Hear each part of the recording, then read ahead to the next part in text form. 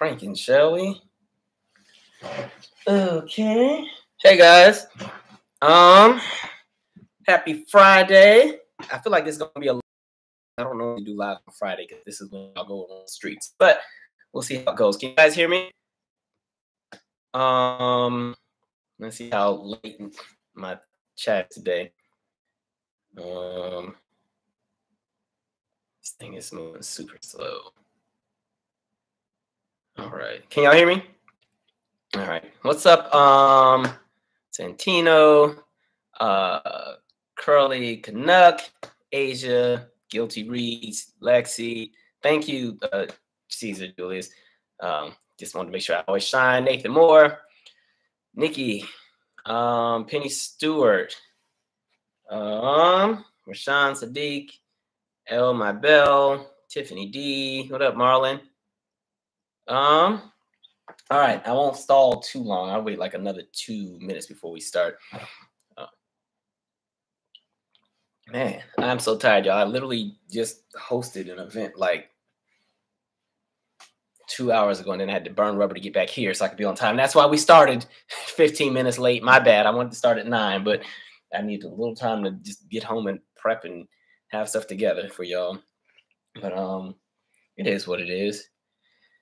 God, I'm really tired, but we're gonna keep our energy up, all right? So, story time. So, look, I got my stress ball.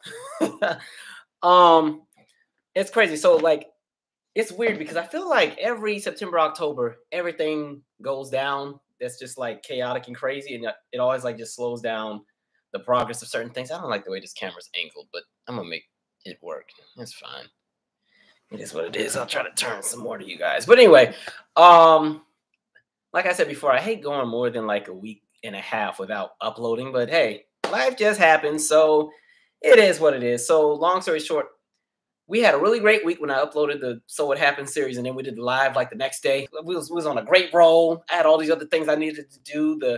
The shout out series was supposed to come out that following week, and the next R&B is Dead. But then life happened. So I told you guys I had the coworker that passed away from COVID. So I did that. I went to that funeral. My mother was in town abruptly, not really in town. She was in Williamsburg, Virginia, visiting a friend. And for some reason, she thought Williamsburg was down the street or something. She was, when you going to come to visit me? I'm like, Mom, Williamsburg is like almost 3 hours away. But to each his own. So I did the road trip and went down to visit. And then the uncle that I told you guys about that wasn't doing well actually did pass away. And so I had to go to Savannah. And that's a story in itself, y'all. Like, man, anything that you could think of, anything that you could think of, man. First of all, so, where do I start? So because I waited so late to get the ticket because the funeral, details didn't come out as early. And so the funeral was going to be on Saturday. I think I bought my ticket on a Tuesday. And so, of course, I was like, well, let me use like cheap tickets or something, because sometimes you can find a really good deal. And so I was like, all right, we're going to do the cheap tickets. Let's do that.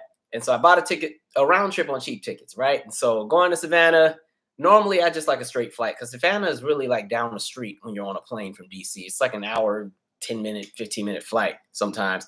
But this one, they had me do a layover in Philly. I was like, great. So now we're going north to go south. All right. Okay.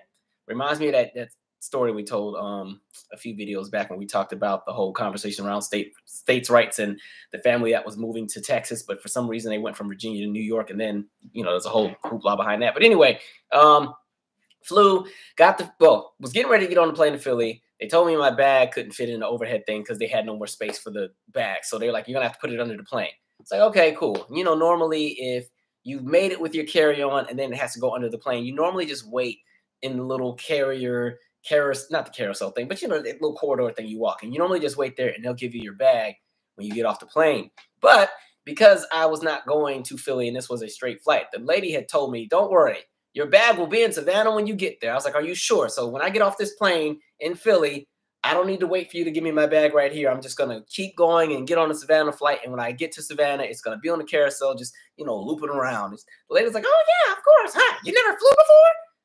I was like, no, I fly a lot. I just want to make sure that the process hasn't changed. Okay. Anyway, get to Savannah. No, actually, before I get to Savannah, get to Philly. Hungry because I didn't eat before I got on the plane. Like I didn't eat on my way because I think I went to work first and then went to the airport. So I didn't get a chance to really eat anything all day. So I was starving at the airport. Didn't have enough time to eat on the, before I got on the DC flight. So I was like, all right, cool. We're in Philly. I'll just get something to Philly because at least Philly got Smash Burger. And I like Smash Burger. They don't got it over here. Got the Smash Burger, order my food. I only have about a 50-minute layover. Fortunately, it's like right by my gate. And so, go to Smash Burger, order my food. It's smelling good. Everything. You know how the food just be smelling good when you're hungry. The guy was like, hey, bro, it's going to be like 20 minutes for the food because, it's going to be a while. All right, just give my money back because I'm kind of like at a tight pinch here. Like my flight is leaving in 50 minutes, but they start boarding in like 20. And so, all right, it's okay. So they give me my money back. There's like a little pretzel spot right next door. It's not Aunt Anne's, but I figured you can't mess up a pretzel. I don't know what it was called, but I got those little pig in a blanket things because the Aunt Anne ones be hitting sometimes. So I figured it would be the same thing. And these ones were bigger. So I was like, oh, okay, yeah, let me get 2 of them because, I'm a growing boy. I'm hungry. Got that pretzel thing and bit into it. And there was mayonnaise on it. I was like, what is this? So I just threw them away. I went on the plane hungry, pissed off. Get to Savannah, waiting for my bag. Now, mind you, Savannah has a smaller airport. They only got like, I think 16 gates and maybe 3 or 4 carousels for the baggage claim. And so I'm sitting there waiting and waiting and waiting, and my bag isn't here. And mind you, at this point, it's like 11:15 at night and everything. I'm like, all right. Yeah, Queen, it was mayo. Well, see, it was the hot dog wrapped with the pretzel bread, but they put the mayo in between. And I didn't ask for that. I don't do mayonnaise like that, especially after I saw Undercover Brother. But yeah, and so I'm sitting there waiting for this bag. There's no bag. The lights turn off in the little section that I'm waiting at. And like I said, Savannah Airport is a smaller one. And so the airport's about to close down for the night. So I go to the lady like, hey, my bag never came. And so the lady was like, okay, you put in all the information. She looks it up. She's like, okay, sir, your bag is in Charlotte. I'm like, what's it in Charlotte for? I didn't go to Charlotte. I went from DC to Philly to here. And she's like, oh, well, sometimes, as long as your final destination is, Savannah or wherever you're going, we'll just put it on whatever plane. And normally the bag will meet you here. I was like, okay, so let's just say, like, I don't know, y'all. I don't know. I wasn't supposed to get here for 4 more hours, and the Charlotte flight did. My bag would have just been circling for 4 hours. But anyway, that's another conversation. And so she's like, yeah, it's in Charlotte. So what we can try to do is, as soon as it gets here, we can have it delivered to you ASAP. Because I told him, like, hey, I'm in town for a funeral. The funeral is in the morning, which is why I didn't want to check the bag to begin with. I just want to get the bag and run right off. But it is what it is. And so they take all the information and everything. Pretty much everything at this point in town is already closing. My cousin had took me to Walmart real quick just to at least get a shirt or something because I was just in my airport clothes. But I wasn't about to buy a whole like suit and tie from Walmart because 1, there's not a whole lot of variety, and 2, I was hoping that my bag would be there before the funeral because they said we can get it here tonight because the Charlotte flight comes at 11:42. So we'll definitely be able to get it to you tonight, if not first thing in the morning, like 8 o'clock. Okay, cool, because we don't need to leave for the, the actual service until about 10. So, okay, that's cutting it close, but we can make it work. All right, I'm not too high maintenance when I get ready in the morning. Man, we get to the night. Of course, the bag does not come that night. Wake up the next morning. 7 o'clock comes, 8 o'clock, 9. We got to leave for the funeral. I'm in my airport clothes. And, like when you go down south, things are a little bit more traditional already. Things like funerals can sometimes be a big deal, especially in smaller towns. And so he only had a graveside service. And so I just felt awkward. I was out there in just airport clothes looking homely because normally I'm super comfortable on the plane. I don't even really dress up like that. It's a miracle like I didn't have sweats on. Fortunately, I had jeans on. But man, I had to be at the funeral looking all homely. Like, I was like, man, people kept staring. And I'm like, man. So I tried to like stand in the back. Like I wasn't under the tent with the family. Like I was way in the back on the side. My brother and my cousin were standing next to me because my brother's little son was there too. So I was like, we'll just stand in the back because my nephew's only about 1.5. They run and walk and don't know how to sit still. So we just in the back. But it was a nice service. Had a really great time. I got to see my whole family. Thank you, Molly C. Hello, I've been a subscriber of yours for a long while. This is the first time I caught your live. Salute to your brother. I love your channel. Thank you very much. So I had a really great time with the family. I got to see my nephew for the first time. I haven't seen my brother since my cousin Michaela's funeral, so that was good to see him, all the relatives and stuff. But then coming back, it was some more foolery.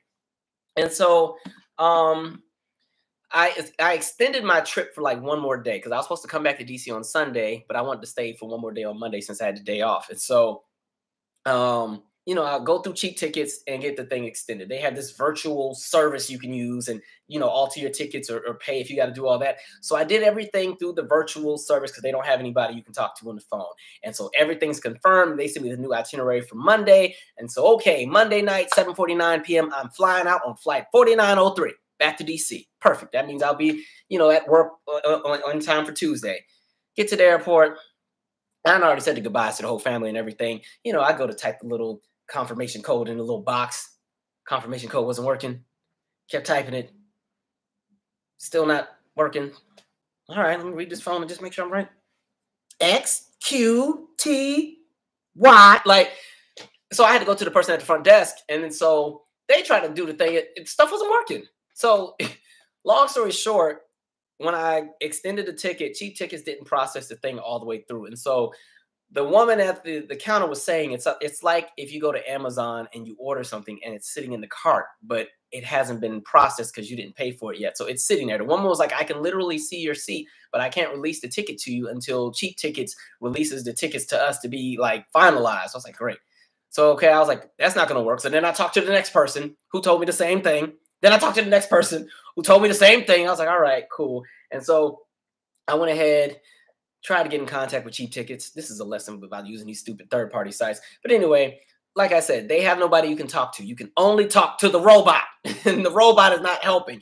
Because the other issue that is taking place now at this point is my initial reservation was for me to fly out on Sunday to come back to DC. It's now Monday because, remember, we extended the ticket. And so in the Cheap Tickets database, that itinerary or that record locator, all that stuff is no longer registering in the system because Sunday has come and gone.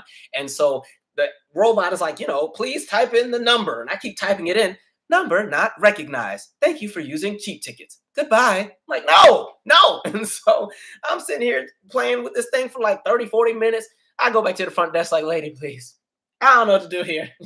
Cheap Tickets don't have anybody I can talk to. The website ain't working. I was trying to use the virtual assistant that I use when I extended the ticket. The virtual assistant can't help because it's a robot. Again, man, then they get one last person who's up top. Maybe they can make some magic happen. So I'm on here crossing all kind of fingers and praying in my head. And okay, just good energy. You just think positive and the good will come. That lady was like, sir, there's nothing we can do. I was like, damn. And that was the only flight out of Savannah to DC that night. And so there was a United flight that was also leaving that same night. And I was like, maybe I should just take the L, just buy the ticket and figure out the refund later and fly out on United tonight. But that one was already overbooked. So I was like, oh, crap. Holiday weekend. Everybody's trying to get back home. So I had to go back and call my cousin, Tiffany, like, hey, we're going to laugh at this one, y'all. So she had to come back and pick me up. And I know she was mad because she lives 40 minutes from the airport. And so I got to stay in Savannah for one more day, though. So that was cool.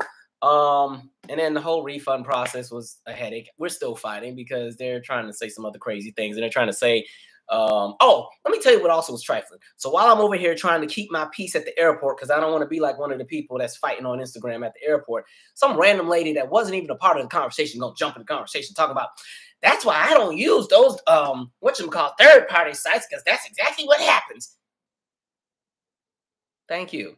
But anyway, yeah, American Airlines. I don't even like flying them either, but they were the only ones that had a flight. So normally I prefer Delta or Alaska Airlines, but it is what it is. But yeah, I did have a great time with my family though, so that was a highlight. So I do apologize for being gone for 3 weeks, but life happens.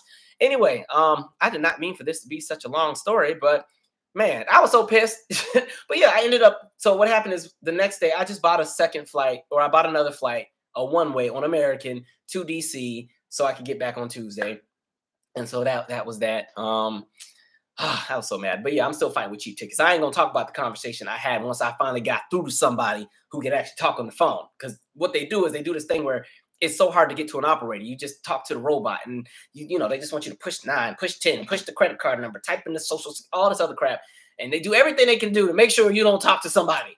But I found a way to get through. Don't ask how. I think it might have been illegal, but I got through. And I was on the phone with this guy for 3 hours, chewing that person out. And they're going to try to tell me, well, what time did you get to the airport? That ain't got nothing to do with y'all not do whatever. Because I was like, pretty much, y'all are either going to refund me for the ticket that I bought, the second ticket, or you need to at least refund me for the half of the ticket that I did not receive. I paid for a round trip. I only got one way. Then I got stuck. And I was one step from being an Instagram meme because I was one step from fighting the person that decided to jump in my conversation out of nowhere. But anyway, that's that. We got to jump into some stories. Really quick, let me just read a few comments. Man, and I was so mad. Like, oh, let me tell you why. Because I wasn't gonna put the bag under the plane, but I already had a backpack and I had like the smaller suitcase, and they're only gonna let you take the one. And so the lady that was working, the gate agent was already saying there's no space on the plane for the seat. So they were already checking our bags before we got on the plane. She was like, "You, sir, we're gonna have to check your bag," and I'm not gonna fight them over checking the bag. It is what it is. But that's that. So I said, cheap tickets, never again. And it sucks because I've been using them since like 06. Once I moved out here for undergrad, I always used cheap tickets because flying from like DC to Seattle was always like $600 or $700. But man, it's always somebody that want to jump in and make things worse. If you follow my podcast, you remember there was a story I told this one time where it was me, it was my friend Tanae, my friend Whitney, and we were all trying to buy outfits for this gala we had. And something happened with Tanae's the gown or the dress that she wanted to buy, and so she couldn't get it, and so she ended up getting some really crappy deal, and so she was pissed off, right? And I just remember I thought it was funny because her reaction was hilarious. I told you, she's like, anytime something terrible happens to her reaction is like Gina from Martin. It's just the funniest thing ever. And so me and Whitney were trying to kind of calm her down, and so while the lady was ringing up everything, I was like, well, at least you get a bigger bag. And then the cashier was like, them bags the same size. I was like, dang, you're not helping. But anyway, all right, so we got to jump into some stuff because a whole lot of people have lost their minds. Clearly, I got all my little notes here. Hopefully we can get through it all because, man, I'll be long-winded. First thing, where do we want to start? How much of the table are we going to shake today? I'm kind of reading a few comments too. What do y'all keep retracting that Nathan Moore is saying? Y'all will not let Nathan be great. What up, Nathan? Okay, all right. Anyway, let's start with Condoleezza Rice.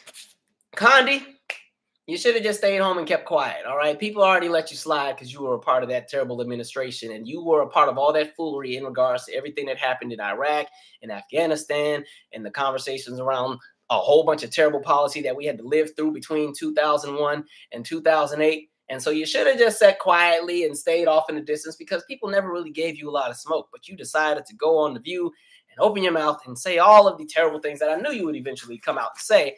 And so here we are. So Condoleezza Rice, if you remember, at one point she was the secretary? She had two different positions. Let me Google it and make sure I get it right. She was something during the first term of Bush, and then I think she took Colin Powell's place when he switched out. Condi, what was she doing? Let me just make sure I got it right because I don't want nobody on here. You need to do your research. What were you? I was right. Yeah. Okay. National Security Advisor and Secretary of State. Okay. I thought so. Anyway. And so she goes on The View and they're having all these different conversations about everything in regards to like January 6th and conversations around race. And so she goes on this whole spiel about the conversation around critical race theory. And she goes on a speech about how pretty much we shouldn't get in a position where we make white people feel guilty for being white or white people feel bad for being white. And what she always does, because she did this at the GOP convention back in 2012, she did the whole speech about she grew up in the Jim Crow South and I lived in Alabama and I experienced racism firsthand. And that's one of the things people always do when they're about to say some nonsense. They will latch on and say, yeah, this was the experience I had back in the day, just before they go and jump ship and jump into the other conversation and try to make it as if everything is all gravy now. And so, I have the credibility to make these arguments because I lived through it, as if people aren't still living through it right now. Pretty much all that same policy from back then is still here. It's just evolved into different forms and people are still oppressed. And so she pretty much says, yeah, we have to get in the habit of teaching people, to, not hate and not feel bad about who they are and blah, blah, blah, blah, blah. And people told me that I could be anything I wanted to be if I put my mind to it. So she jumped on the symbolism train. So she ignored anything around policy, anything around history, anything around the obvious surrounding the status quo of America's history and America's present, and jumped right on the symbolism train. And you just got to work hard and believe in yourself and you can do it too. And so she went on there and spewed all of that. And I'm just sitting here looking at her like, Condi, why? I mean, we know why, but it's just like, you got to be kidding me. Like, okay, just my issue is this. Every time there's a conversation about race and why people are afraid to talk about it, they always want to paint the picture of it's going to make white people feel bad for being white. And it's always interesting because it's like you will always center the argument through the lens of white Americans. And I'm like, okay, but what about the people on the receiving end of the racism structurally?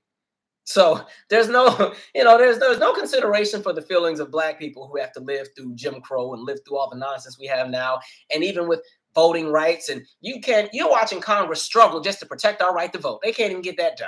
And so literally with all the elements that take place, when you talk police brutality, we've seen the rise of white nationalism. We've seen the rise of, hate groups and everything else taking place, all in the name of protecting American freedom and democracy and the identity of what America once was. And it's all in the name of racism. And black folks just got to sit and watch this. And then here you come talking about, well, we don't want to make those people feel bad. And that's the problem, because we consistently coddle and try to run away from reality and run away from history and run away from the truth. You continue to breed and groom new generations of people who are clueless about how the world works in regards to race, how the world works in regards to the policy that was in place and the generational accumulation of all of that policy and what that means in 2021 and what that will mean in 2030 and 2040 and 2050. Because I hate to scare y'all, but we'll be having these same conversations in 2060 because nothing is going to change.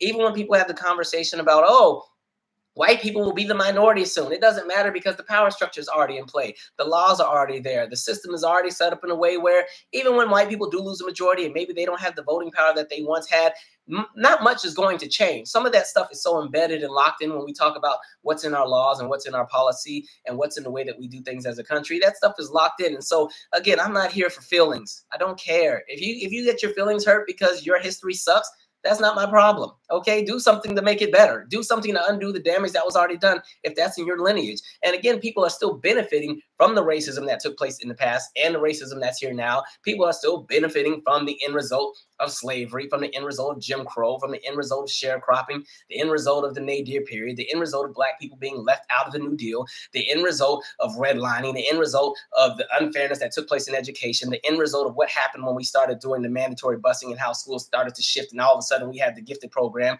and we're going to put all the black kids in the special need program, the end result of what happens with the prison industrial complex, the end result of what happens with the judicial system, the end result of what happens with policing, the end result of everything got an end result.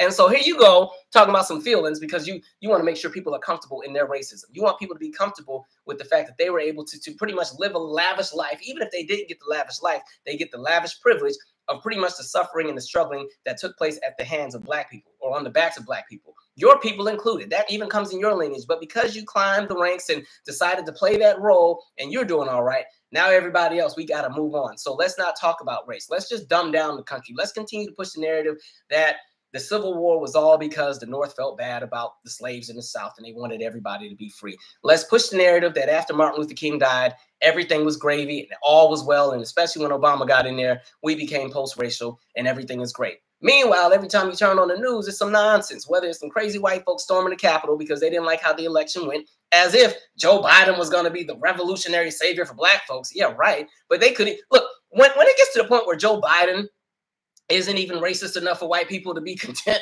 that should tell you something, okay? Because, again, Joe, yeah, we know he's on the Democrat team, but he got enough nonsense in his past and in his history, and even with some of his current ideas that show, hey, if you're a racist white person, you should have been comfortable with Joe being in office. He's not even rough enough for them. That's where we're at right now. So it's kind of like, Condi, sit down. And so even when she talks about January 6th and saying, okay, well, we need to move on, this is what we're talking about. This is why black folks be saying, like, you watch black folks, I think back to Atlanta.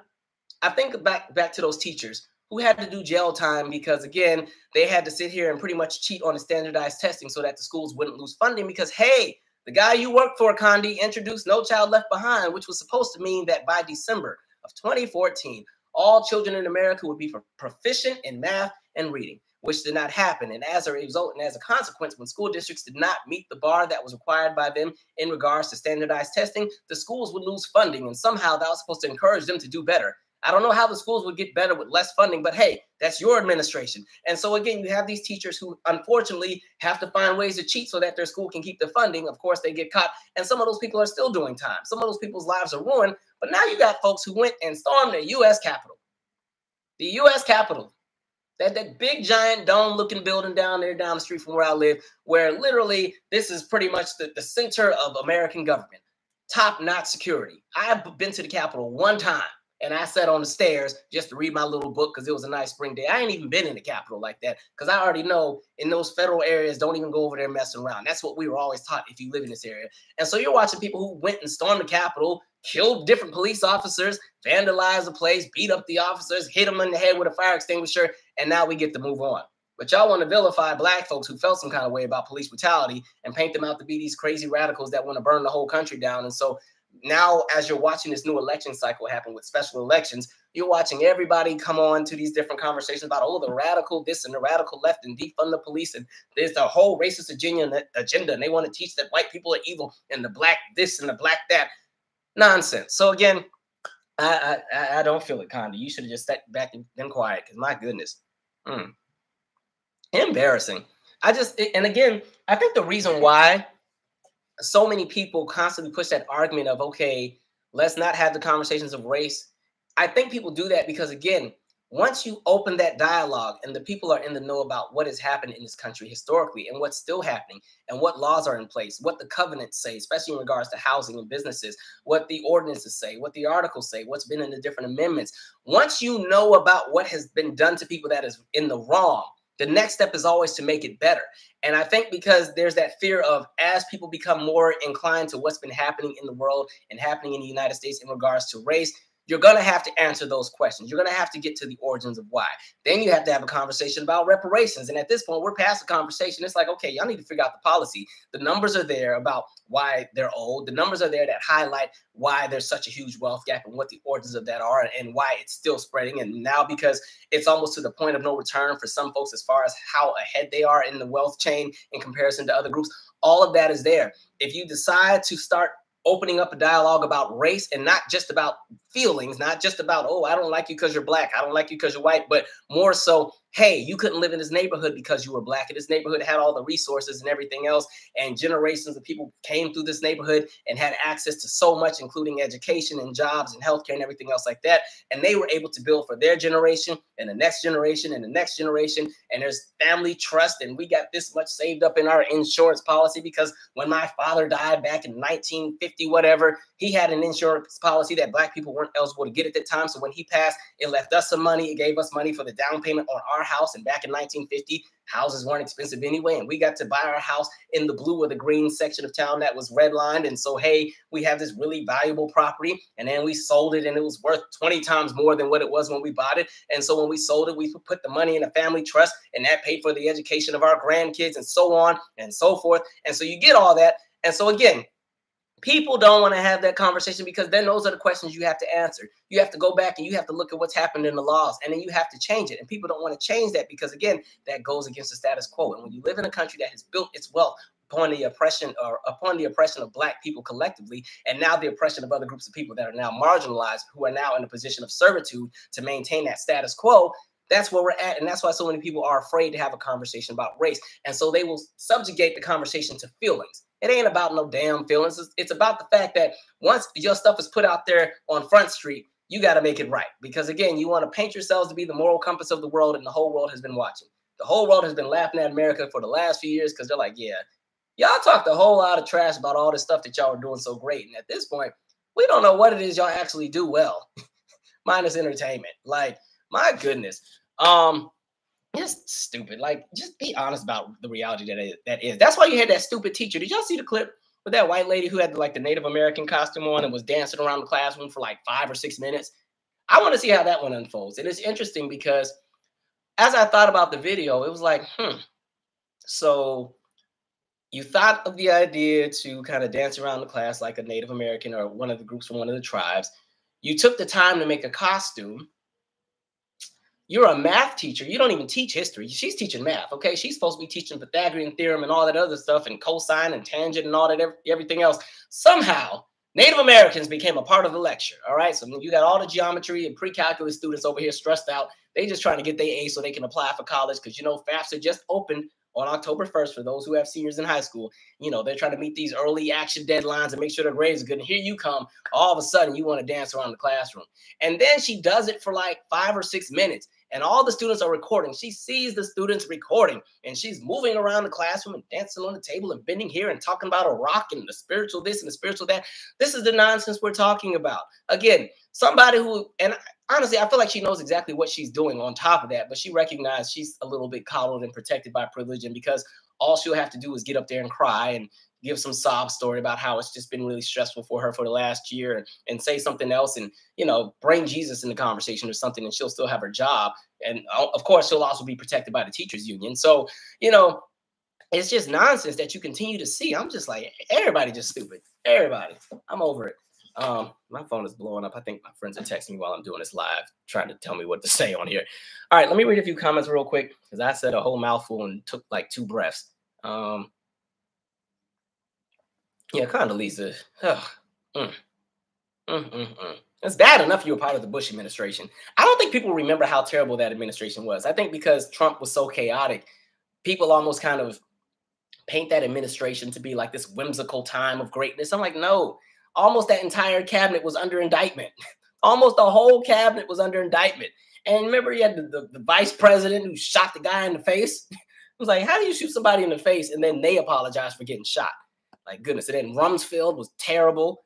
That was an administration there.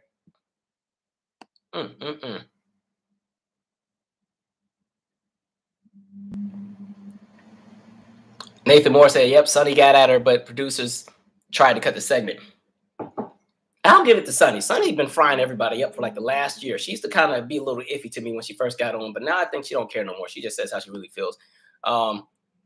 I wish sometimes they didn't give certain people platforms to say some of the foolery that they say, but I recognize these networks try to be unbiased and give everybody a shot, but sometimes it's just like, I don't know. Goodness. Yeah. Cesar Julia said it don't matter to her. She already made her money. Exactly. That's the other problem. A lot of times once people come into their money and their stuff is good, it's like the hell with everybody else. I made it. What's your issue?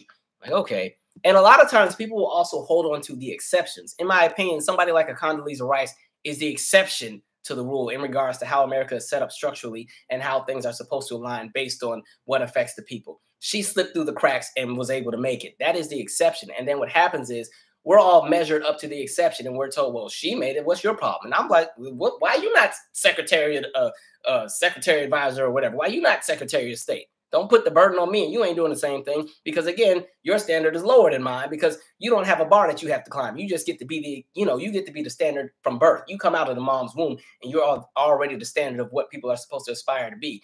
I got to come out of the womb and climb the ladder and be perfect and fall into 20,000 different boxes and play the role and do the respectability thing in order to climb just to still be considered half as good. Nonsense. I told y'all about black faces in high spaces. A lot of times people that get into some of those positions, they've sold out so far where they've done so much that's detrimental to their own collective so that they can have their own gain. People learn the hard way.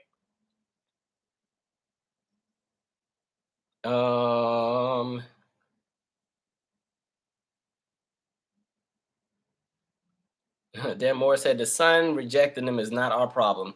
Our world is browning and they cannot, not our burden. Only thing about that too, though, is the policy is still going to be there, even when there is a majority brown and black population. Then even that sucks because, again, the people of color conversation doesn't really work. Everybody has their own respective group that they, align with. And so interests start to clash once you start to get into details and start to get into specifics, which is why I keep saying I'm not somebody who really jumps into that people of color umbrella.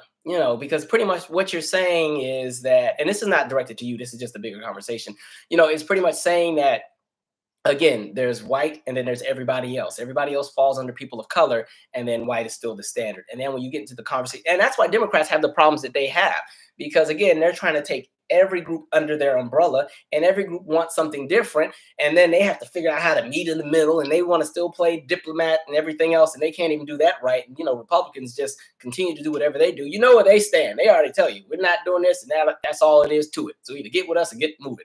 And so you continue to see kind of the nonsense where it's okay, either you continue to be collateral to the horrible decisions that happen when the GOP is in power, or you get behind the Democrats who are going to promise you all these things, then they don't do nothing. And then it's kind of, yes, again, like I said, y'all know I'm all about third party, and fortunately, hopefully in one day, getting a third party that has a viable enough pool that can inspire or influence decisions made with one of the major two parties, because I don't think we're ever going to get out of the two-party system unless a third party has the two-party system kind of money, and I don't think you're ever going to get that. But It is what it is. Lisa Lee said we're living in the twilight zone. That's what it be feeling like. I'll be honest, I haven't been watching the news for like 2 months. That's one of the reasons why there hasn't really been a lot of in the news episodes. I just took a mental break because I was like, man, I'm gonna go crazy, stressing about everything sometimes. So it's like, psh, there's that. Um,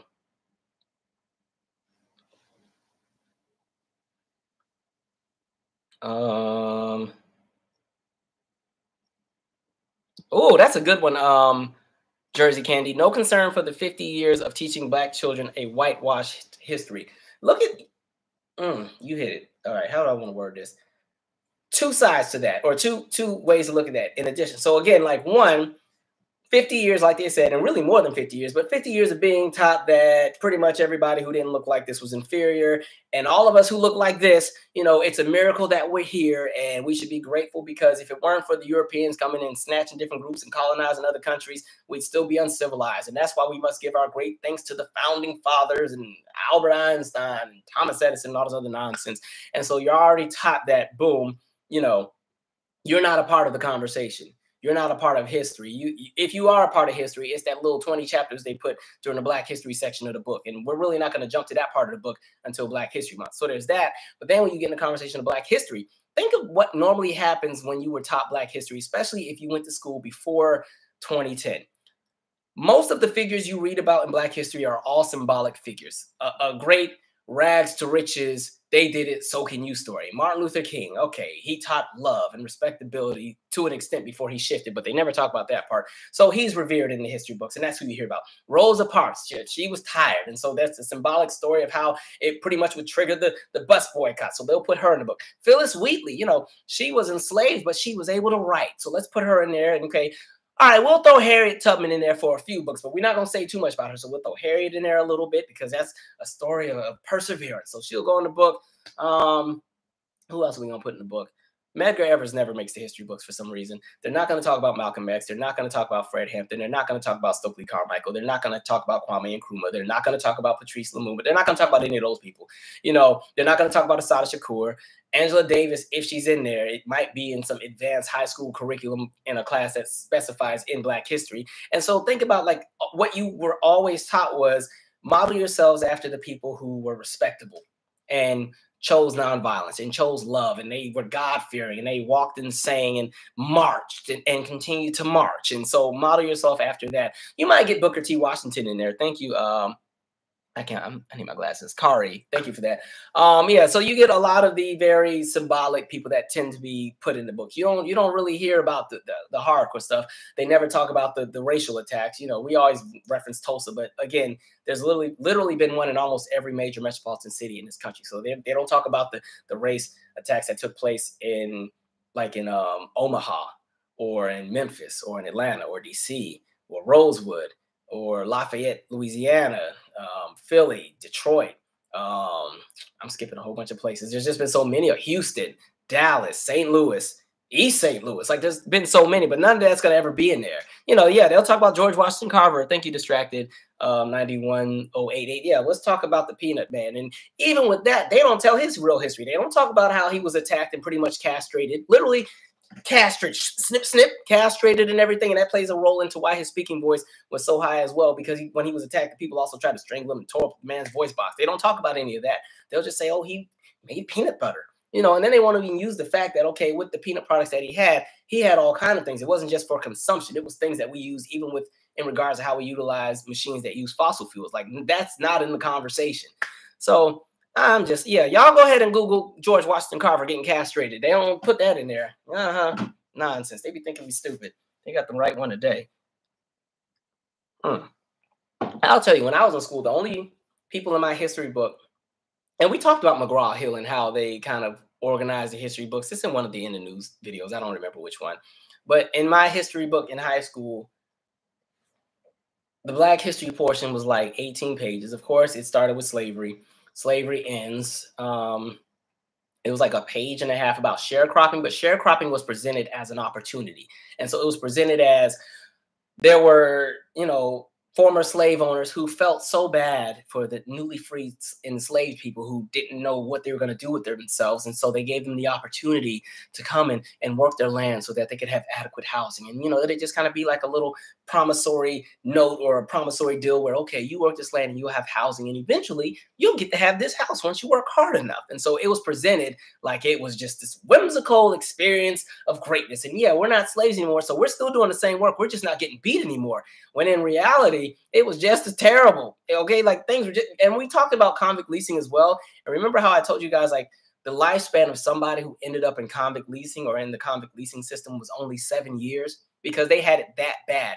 The difference in regards to something like slavery and convict leasing, with slavery, because you had people actually owning the individuals, they were going to beat their slaves and do all these terrible things, but they really always didn't want to kill their people that they enslaved because then that meant they had to spend money and go get another one. With convict leasing, people were contracted to the state to work for the state based on things like the black codes, and as soon as they got arrested. So if you killed somebody who was on the chain gang, no worries, we'll just arrest somebody tomorrow and put them back in there and they'll get right to work. And so you kind of saw this influx that pretty much also jumps into the origins of why our policing system is so terrible now, because some of those early moments were, okay, we need that labor. So, okay, let's just keep locking up black folks for any and everything. Oh, you're not working?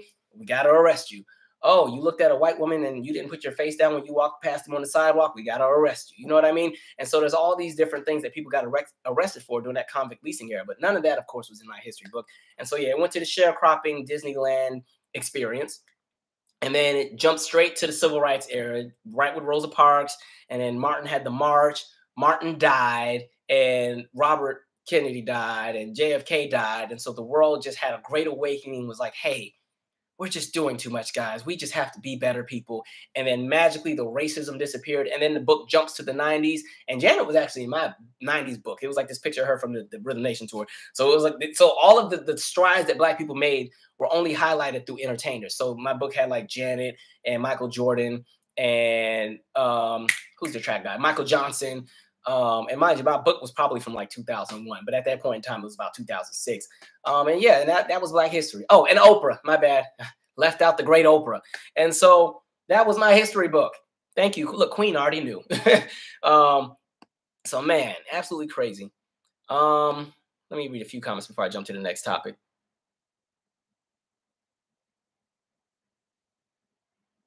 Thank you, Vampire Hunter Greg. Yes, George Washington Carver was adopted by a white family and was castrated. Terrible, right? Thank you, Queen. Yep. Now McGraw-Hill's now saying, those who were enslaved were involuntary migrants. What do you mean involuntary migrants? That means they didn't have a choice. Crazy. It's one of the reasons I give Ben Carson a lot of smoke every time he tries to compare something to slavery. He'll take some political argument about something that people on opposing views are doing that he doesn't like, and he'll compare it to slavery. I'm like, y'all keep using slavery as the bar. Okay. Connie 4846 said they were told slavery was the first agricultural internship. Boy, I tell you. All right, we got to move on because I spent a lot of time. It's already been 40 minutes and I only got through like a story and a half. Oh, I didn't get a chance to talk about the 16th of October was the anniversary of Tommy Smith and John Carlos at the 1968 Summer Olympics. If you remember, those were the two that raised the fist during the part where everybody's getting their awards and everything. And there was a whole lot of backlash. But what's interesting is the conversation around the white man who's in there is interesting. So that was the guy named Peter Morgan was the name, I believe. No, Peter Norman. Peter Norman, my bad. Peter Norman. And so he was from Australia. And what was so interesting, so while he was standing there, because remember they had the two gloves on, Tommy and John had the two gloves on. And then what Peter had on, he had this little button or a little badge, and it was like the Olympic Project for Human Rights. And so what was happening in 1968, there was a lot of smoke surrounding the 1968 Olympics in Mexico City, because pretty much just like they did in Brazil back in 2012, they destroyed all kind of neighborhoods to build all these different sporting events and arenas and everything so that they could have this giant Olympics. But, the people were collateral. A lot of people were, especially at that point in time, the economy there was not where it needed to be. And people felt like, hey, you're wasting all these millions of dollars to have this giant event and there's people starving on the street. So that was happening. That was one of the reasons why Peter Norman had on that badge. And then, of course, with John Carlos and Tommy Smith, Their issue was everything that's happening to black people all across the world, especially in the United States. You got us out here competing and representing a country that doesn't love us. And the only time people are going to root for us is when we can win them a medal so that they can have bragging rights for the work that we did that they're not capable of doing. And so when everything ended, Peter Norman got so much smoke in Australia. Like, he was pretty much banned from all racing anything. He lost different medals. Things were stripped from him. He was not invited to be at the Munich Olympics in '72. And pretty much, I feel like the man died from a broken heart. He died in like 2006, but even when they had the Olympics in Sydney back in 2000, he wasn't even invited to that. They were still mad. Like, that's how bad it was. And I think what that did was, because Australia already had their history in regards to how they treated those that were indigenous. From what I understand, it's now offensive to use the term Aboriginal, so I won't use that anymore. But those that were indigenous to the region, as far as those that look just like you and I, or some of us that are watching, that was getting exposed as to, the history and the pillaging of how many people they killed in order to colonize that continent. And so that kind of exposed that conversation, and boom, here we are. And so, yeah, Peter Norman, they brushed that man off. He had to just die in shame. He ended up becoming a trainer in his later years, but he never got the opportunity to get to what it was he could have been, because there was just so much smoke for him, because it was like, how dare you align with all of that? And really, it was his proximity to blackness that got him in trouble. He wasn't even up there raising a fist. He wasn't up there saying no black power. And I'm not, and it's interesting. Just the proximity of being next to two black men who were doing so was such a threat that they had to make an example out of him. That just goes to show where we are in history. Why is everybody blowing my phone up today? Oh, thank you. Whoever just cashed at me. And so thank you, Amy. I want to keep going. Let me read a few comments while I keep going. Jessica J. Now it's Obama that's the ultimate savior. And we saw how that went. Like, Obama, like I've always said, symbolically, yeah, it was a great time in the symbolism world. It was a great time. I'm not going to lie. When he got elected, that was one of the best nights ever. I was at Howard University, and we'll talk about them in a little bit. Election 2008, DC was the best place to be. It was so much fun. We paraded in the streets and danced and sang. Some people was crying. Folks was just hugging and everything. It was a great time, because we just felt like finally we had somebody that was in there for us. And he did some okay things for the country, but I think for black people collectively, we kind of got a short end of the stick. And now I do wish that he and Michelle would stop talking sometimes, because I like them less and less every time they open their mouth, especially when I saw everything that was happening in the last year. And then his response was, for black Americans, let's just keep marching, keep fighting. It's like, but you were in there for 8 years, and we had you right there, and you could have done some of the things that we're fighting for now. And so, you're watching other people get protection bills and everything else like that, and you're telling us to just keep marching. The marching is, we've been marching forever. You know how many times, and especially living in DC, there's always marches and stuff, and I can hear from the windows. You know how many times I'll be on my couch and I'll hear, "This is what democracy looks like." I'm like, oh God, oh, okay, they must be out there protesting about something. Like, it's always a protest every night. Everybody's always marching. So I was like, I need a little bit more. So I appreciate the symbolism. It worked at that point in time. I was 20 years old. I was young and bright-eyed. As I got older and we started seeing the policy, it was like, sir, you were business as usual. I mean, I think there were some things he did very well, that I do think helped the country as a whole, but I do think there's a lot that could have been done so much better. And I do think there were a lot of things that he ignored. And then again, when we talk about the international and blowing up all the kids with the drones, I ain't down with none of that. Absolutely not. It killed me when he had that speech one time where he was talking about the stress of him, something about him being able to go to sleep at night knowing that his daughters are safe. But I'm like, but you blowing up kids on the other side of the world. So how does that work? Anyway, moving on. What I want to talk about. I got so much stuff written down. I don't want to bore you guys to death. We kind of talked about CRT a little bit. I was going to reference a little bit of the Alabama governor, who just pretty much banned any kind of conversation around critical race theory. And her response is, from now on, we're going to teach children in school to read and write, not to hate. And it goes back to everything I just said in that Condoleezza Rice segment, where, again, we're going to paint history to be a conversation about feelings and not reality. And when you're working with youth and working with people in K through 12, teaching America's honest history, it's not about making people feel bad for what they come from or who they are, but it's painting out the obvious flaws that exist within society. When you highlight the flaws that are there, the next generation can work to correct them. And then you make sure that certain things don't repeat themselves. This is one of the reasons why I think people give Gen Z so much smoke, because Gen Z is a group that grew up in the era of social media where information is available. And they did not really take well to the whole status quo presentations that they gave to baby boomers and Gen X and the latter half or the earlier half of millennials, and they're like, no, this doesn't add up. And so you see them constantly giving their teachers heat, giving their teachers smoke about stuff that doesn't add up. And so you're kind of seeing that take place. But again, like history, the reason history is so important, and especially when you're telling it from an honest standpoint and being transparent, it highlights the flaws that exist. And so it makes it so things don't repeat themselves. Look what's happening with January 6th and how they're already trying to paint it like it wasn't a really big deal and let's just move on. And now, like, you got somebody like Steve Bannon, who literally has a whole subpoena. He's like, well, I ain't going. I'm not going. Imagine if Congress sends you a subpoena and says you need to appear and you say you're not going to go. And then they got to go through 18 different steps just to, charge the man and hold him in contempt of court. Like, how does that work? The privilege that just floats around. Like, my goodness. And one of the things I'm noticing, especially in regards to conversations around race, is now, because again, this is kind of somewhat of a special election year for some states. And then, of course, as we come into 2022 next year, it's going to be midterms and a lot of elections everywhere else. They're latching onto the conversations around race to push a lot of political agendas again. So you're seeing that happen. And so, again, you're going to see a lot of kickback because it's a way to fight and protect the status quo. I'll be glad when that Virginia election's over, because if I got to sit through one more Youngkin and whatever the other guy's name is, I swear to God. My goodness. Well, maybe I don't swear to God. Some of you church folks be on here fighting on me when I start swearing anything. But yeah, you even see like the conversation where they constantly talk about, oh, and the police have been defunded. And I'm like, I need y'all to go look at the numbers. Literally every police department got an increase in budget. Literally every last one. So after all of that defunding conversations and all of this, the police got more money. So I don't want to hear it. All right. Not having. Even under this current administration, the police got more money. So I don't want to hear it. They better pray I'm never a teacher. Be happy I never had a desire to want to teach in K through 12, because my goodness, they probably get rid of me after like 2 months. But I don't know, them whatever kids I would have had in them 2 months would have had a great time. All right. What do I want to shift around?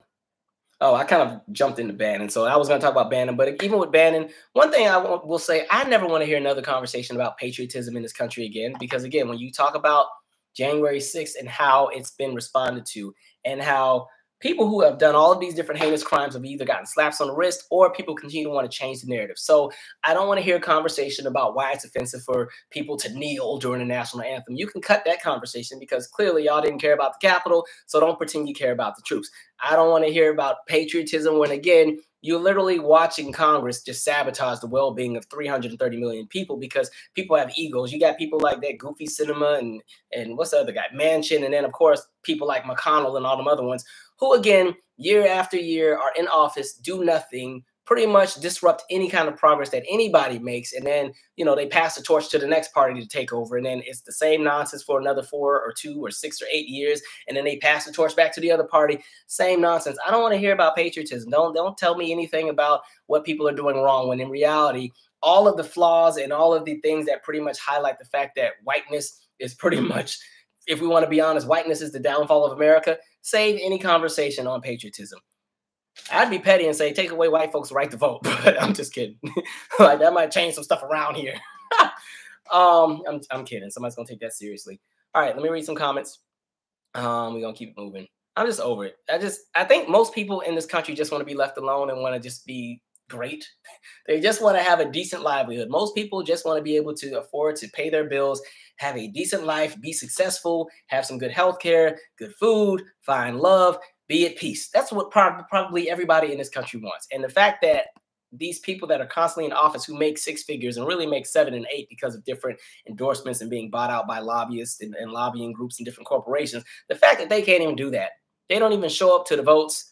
They're playing these political games. That's why I say like Democrats are weak, especially like the fact that they don't even bring stuff to a vote unless they know that they have the votes necessary. If I were on the Dem side, if I were one of the people in Congress, I know you got Sinema and you got Manchin who don't want to vote for anything. They will not even vote to protect voting rights.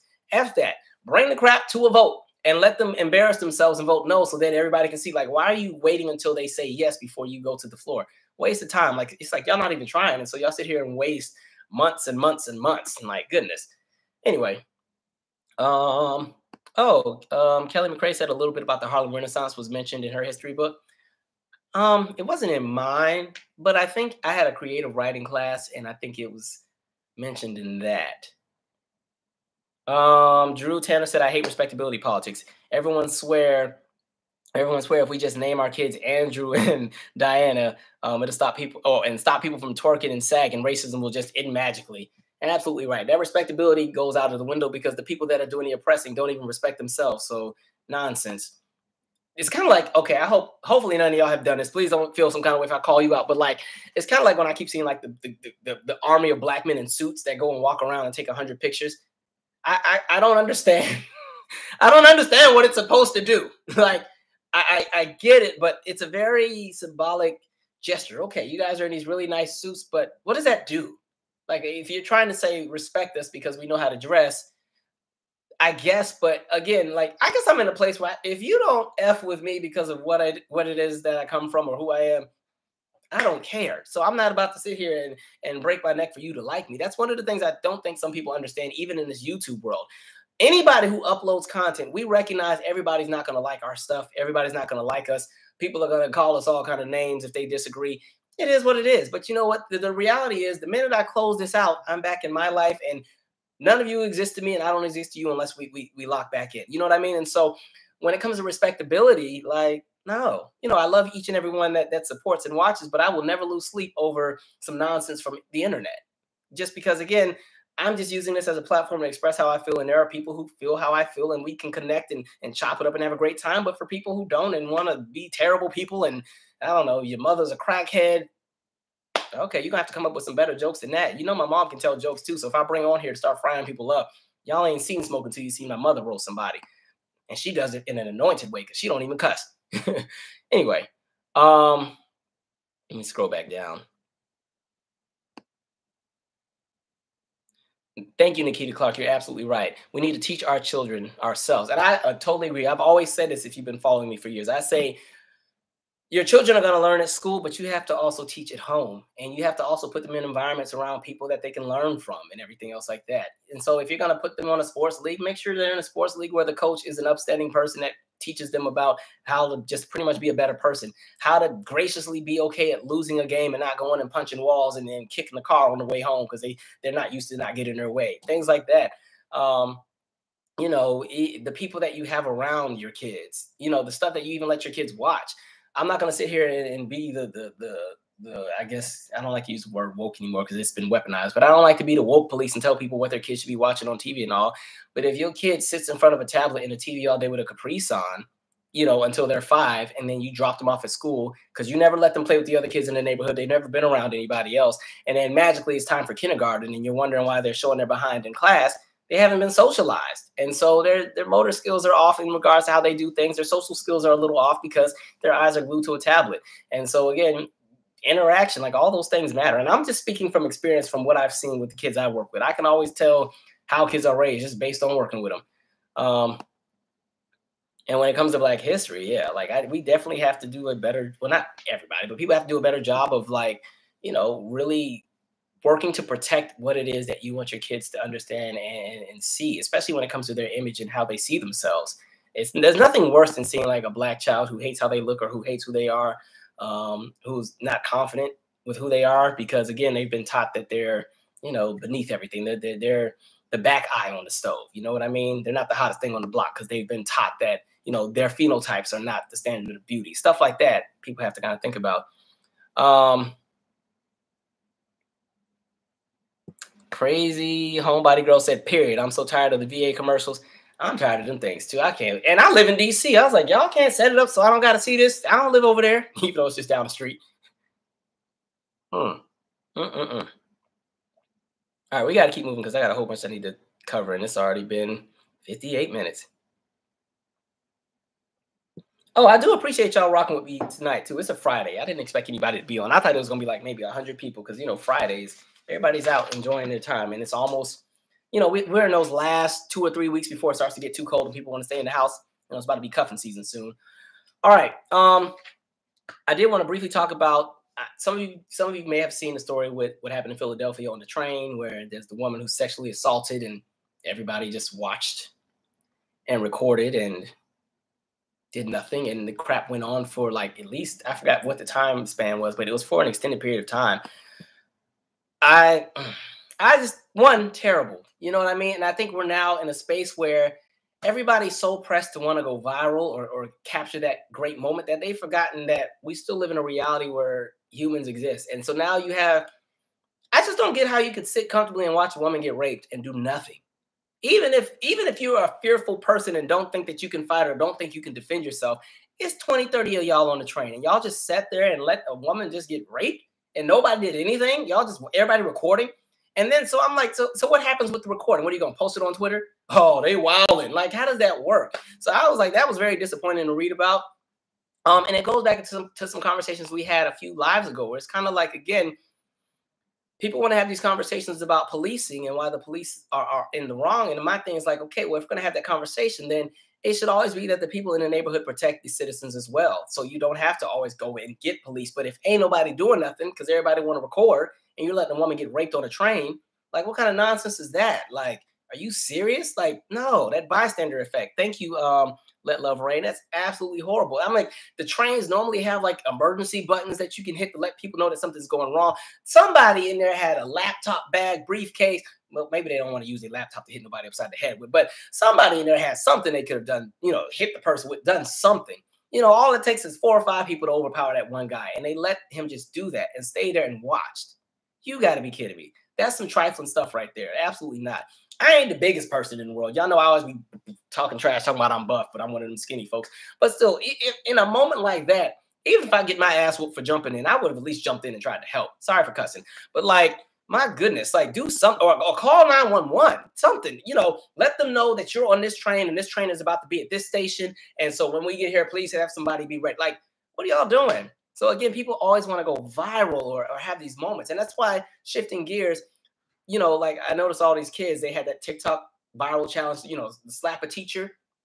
And so there was that girl, well, she just turned 18. So she set herself up because it's like, you waited till you were 18 to do some nonsense and now you're facing 10 years. She went and pretty much assaulted her teacher who was 64 and disabled. And so all these different laws then came down on her and everything. So she has a charge for like attacking somebody that's disabled, then the simple assault charge, and then the battery charge. And it's like, the pressure and the urge to want to go viral for clout and just doing terrible things. People got to do better. It's like you're a senior in high school. You pretty much just ruined the next 5 or 6 years of your life because you wanted to go viral, and then you go and you assault the teacher. Teachers already go through enough. All right. It's already bad enough to be a teacher in this modern day of time because the curriculums are already dated. The curriculums have not been calibrated to fit this very tech-savvy social media world that we live in. And then, of course, this teacher's 64, so they're already in a different playing field. And so, again, teachers already go through enough, and then you want to go and assault them and record it and go viral. Make it make sense. Like, I already told them kids I work with, I wish you might have thought you would have. Don't any of y'all get any ideas, because it'll be my last day if any of y'all even think you about to touch me. Like, hey, don't even do it. But my kids, the ones I work with, are great, so they're not crazy. And I told them make sure they don't do that at school either. It's scary. Everybody wants to go viral, and it's like, viral is cool, but it only lasts for like 10 minutes. People move on to the next thing. You know what I mean? If I say name the viral moment everybody was talking about in February, nobody can recall it. Everybody's gonna have to go and Google what it was. You know what I mean? And so we're now in a space where likes and, views and everything else like that, that's our social currency at the moment. And so now, because we're in a space where people will do it by any means necessary, you're seeing the worst come out in people. I can't stand seeing like prank videos where people go and bother people who are minding their business. You know what I mean? I saw the one where there's the woman using and I think I talked about this on the last live. The woman was using the porta potty or the honey bucket, and then the kids went and knocked it over. And of course, those don't have the plumbing. It's just all the waste and fecal matter and urine and all that just sits in that bottom tub until the company comes and cleans it out. So when it fell over, all of that just fell on the woman, and then they're laughing. I'm like, y'all are some terrible people. Goodness. Do better. Social media needs a break, to be honest. Like, people have lost their minds. It's interesting. I think there's a lot of really great pros that come out of social media, but I think so many people have, I don't know, you're seeing the worst in people come out. And it's even like with Twitter and everything else, even with celebrities, you see the way people constantly go after celebrities and everything like that. And there's an assumption that because a certain public figure has 10,000 followers or something, you can tweet them and tell them that their face looks like, you deserve the face that you have because you're I don't know, just crazy, stupid things. But anyway, that train thing is insane. And there's not going to be any charges brought to any of the people who were bystanding. Because again, then there's a conversation around like the Good Samaritan law and everything. Um, Somebody said teachers don't get paid enough. Pretty much anybody who works in public service that works in the public does not get paid enough. Whether that's people who work in housekeeping, whether that's people who work as like EMTs, whether they're teachers, whether they're social workers, whether they work in after school programs, if they run community centers, if they're, just pretty, even in the library system sometimes, librarians make a decent amount sometimes, like depending on the system that they're in. But like a lot of people who do work for the people don't make a lot of really great money, which kind of sucks. All right. Simply Simone, why the heck didn't YouTube give me a reminder for the live? Some of it is on me because I didn't announce. Well, I announced it live on my community page, I think yesterday. But normally when I do a live, maybe a few hours before I go on live, I normally already have the video set up, and then I can just, when it's 9 or 8 or whatever time, I can just, hit start and go for it. But I got home late, and so I didn't get a chance to set up the YouTube video until like 10 minutes before we went live. So most of you guys probably didn't get a notification. So there will be a lot of people who come in during the second hour. All right. Somebody said pay teachers like they pay the people in NFL. Okay. Listen. And change the curriculum so these teachers aren't teaching dated stuff. Where we want to go? Oh, Meghan McCain. That person. I'm trying to not use profanity. So I see that Meghan McCain is coming up with a book. If you remember, she left The View. Now, she's somebody I fried up many, many times on this channel because she, for me, is the epitome of just privilege, where you already got to skate in because of who your father was, but then you get in this position and you're not even likable because you are entitled and you think everything is supposed to just stop, drop, and roll for you. But she's coming out with a book and she talks about her experiences, or maybe she's not coming out with a book, but I saw the article, but she was talking about her experiences and why she left The View. And so she painted this picture where she was constantly attacked because she was a Republican, and she didn't like when Joy said that she didn't miss her when she was on maternity leave, and Whoopi was mean to her, and pretty much it just didn't feel like a loving place. And she really kept harping on this thing about being a Republican, and that's why she was treated so bad. And so let me go step by step.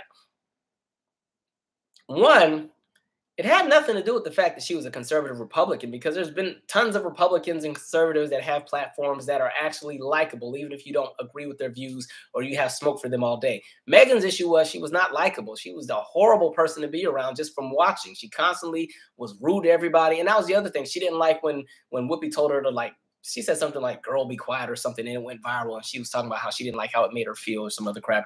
But again, like, if you've ever watched her on that show, she was always nasty to everybody. She was rude to everybody, especially if they didn't have her same political views. If somebody disagreed with her, she sucked at being able to be challenged. The one thing I'll say on this channel, if you don't agree with me, cool. I'm not going to fight you and call you an idiot and block you. I don't have that kind of energies. People, it's kind of funny because sometimes people will say different things and call me whatever, or write these dissertations about how terrible of a person I am. Like, okay, all right, cool. And I keep, it is what it is. I don't even block anybody. It's not that deep. But she doesn't like to be challenged. And so anytime somebody would challenge her, she would shut down on live TV where I just won't say anything else. She would just sit there and just sit like this the rest of the show. Show just started. It's only, what time does The View come on? I think 11 or 10. It's only 11:06. She already got pissed off. She's going to sit like this till 11:59. Turn her whole body around, just pissed. Yeah, I have nothing to say. And I'm like, they're paying you millions of dollars and they're letting you do that? Okay, interesting. And so, so there's that.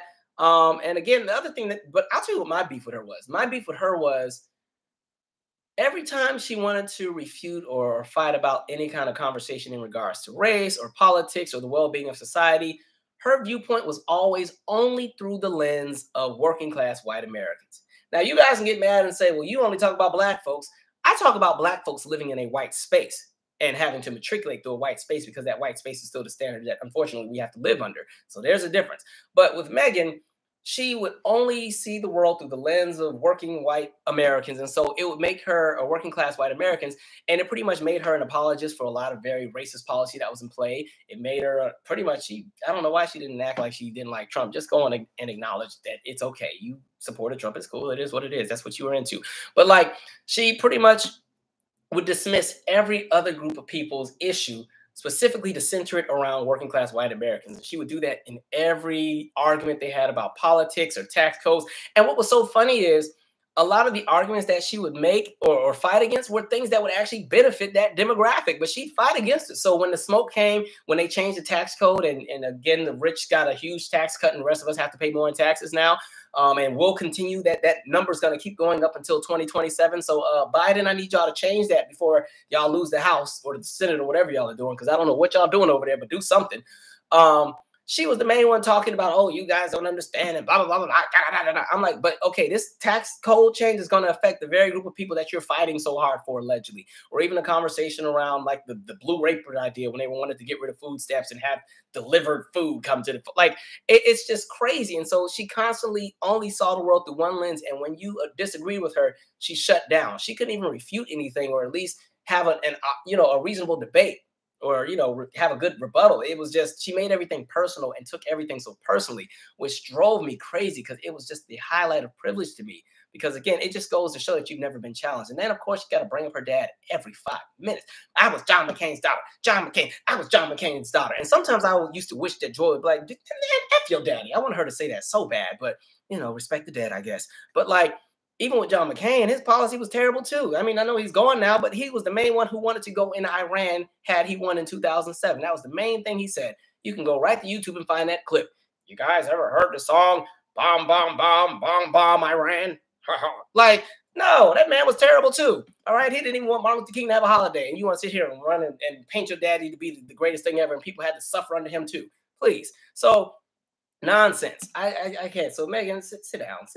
It has nothing to do with you being a Republican and a conservative, because there's other Republicans and conservatives that have been on the show. You just don't know how to take confrontation or be challenged. I can't stand it. God, she worked my nerves every time she got on there. And I don't know, Joy and them were better than me. We would have to throw hands backstage or something. Thank you, JoJo. She has tremendous white fragility. Like, she just couldn't stand it. In any conversation about race, structural racism, red line, all that kind of stuff, she was not doing it. Absolutely not. She just shut down. And she always had that like purple lipstick on and everything. And then for some reason, I think she felt that just because she watches, what's that show? Real Housewives of Atlanta. She always referenced that show. And I think she thought that as long as she brings up Real Housewives of Atlanta, that's kind of like the shield to say that, hey, I'm not racist because I watched the Real Housewives of Atlanta. So I'm one of the good ones, guys. But I have to speak on both sides of the aisle because I'm the Republican here. I'm like, all right, it's stupid. Everybody just stupid. And they get paid millions to be dumb on TV. I can't stand it. It drives me crazy. What else? She feels attacked. Meghan. And then you go do an interview. You done got on everybody's nerves on the show and got mad because they clapped back at you. Make that make sense. If you're going to dish it out, be able to take it.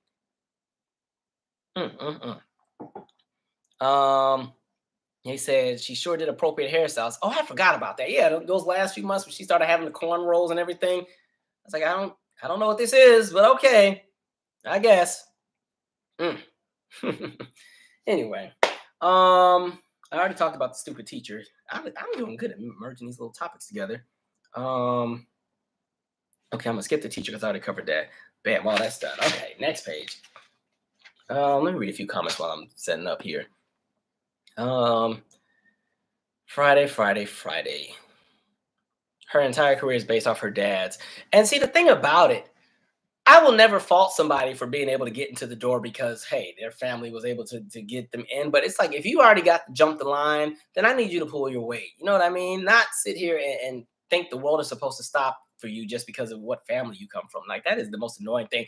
Like, think of like, I don't know, somebody like a Natalie Cole, okay? She pretty much got a ticket into the industry because of who her father was. But Natalie Cole was able to create her own and build her own career based off her own talent. Things weren't just handed to her, and she wasn't somebody who threw a hissy fit and became this horrible person because of who her father was. You know what I mean? There's people who often, they come from money, or they come from a background where opportunities were granted to them and their family that may not have necessarily been granted to other people.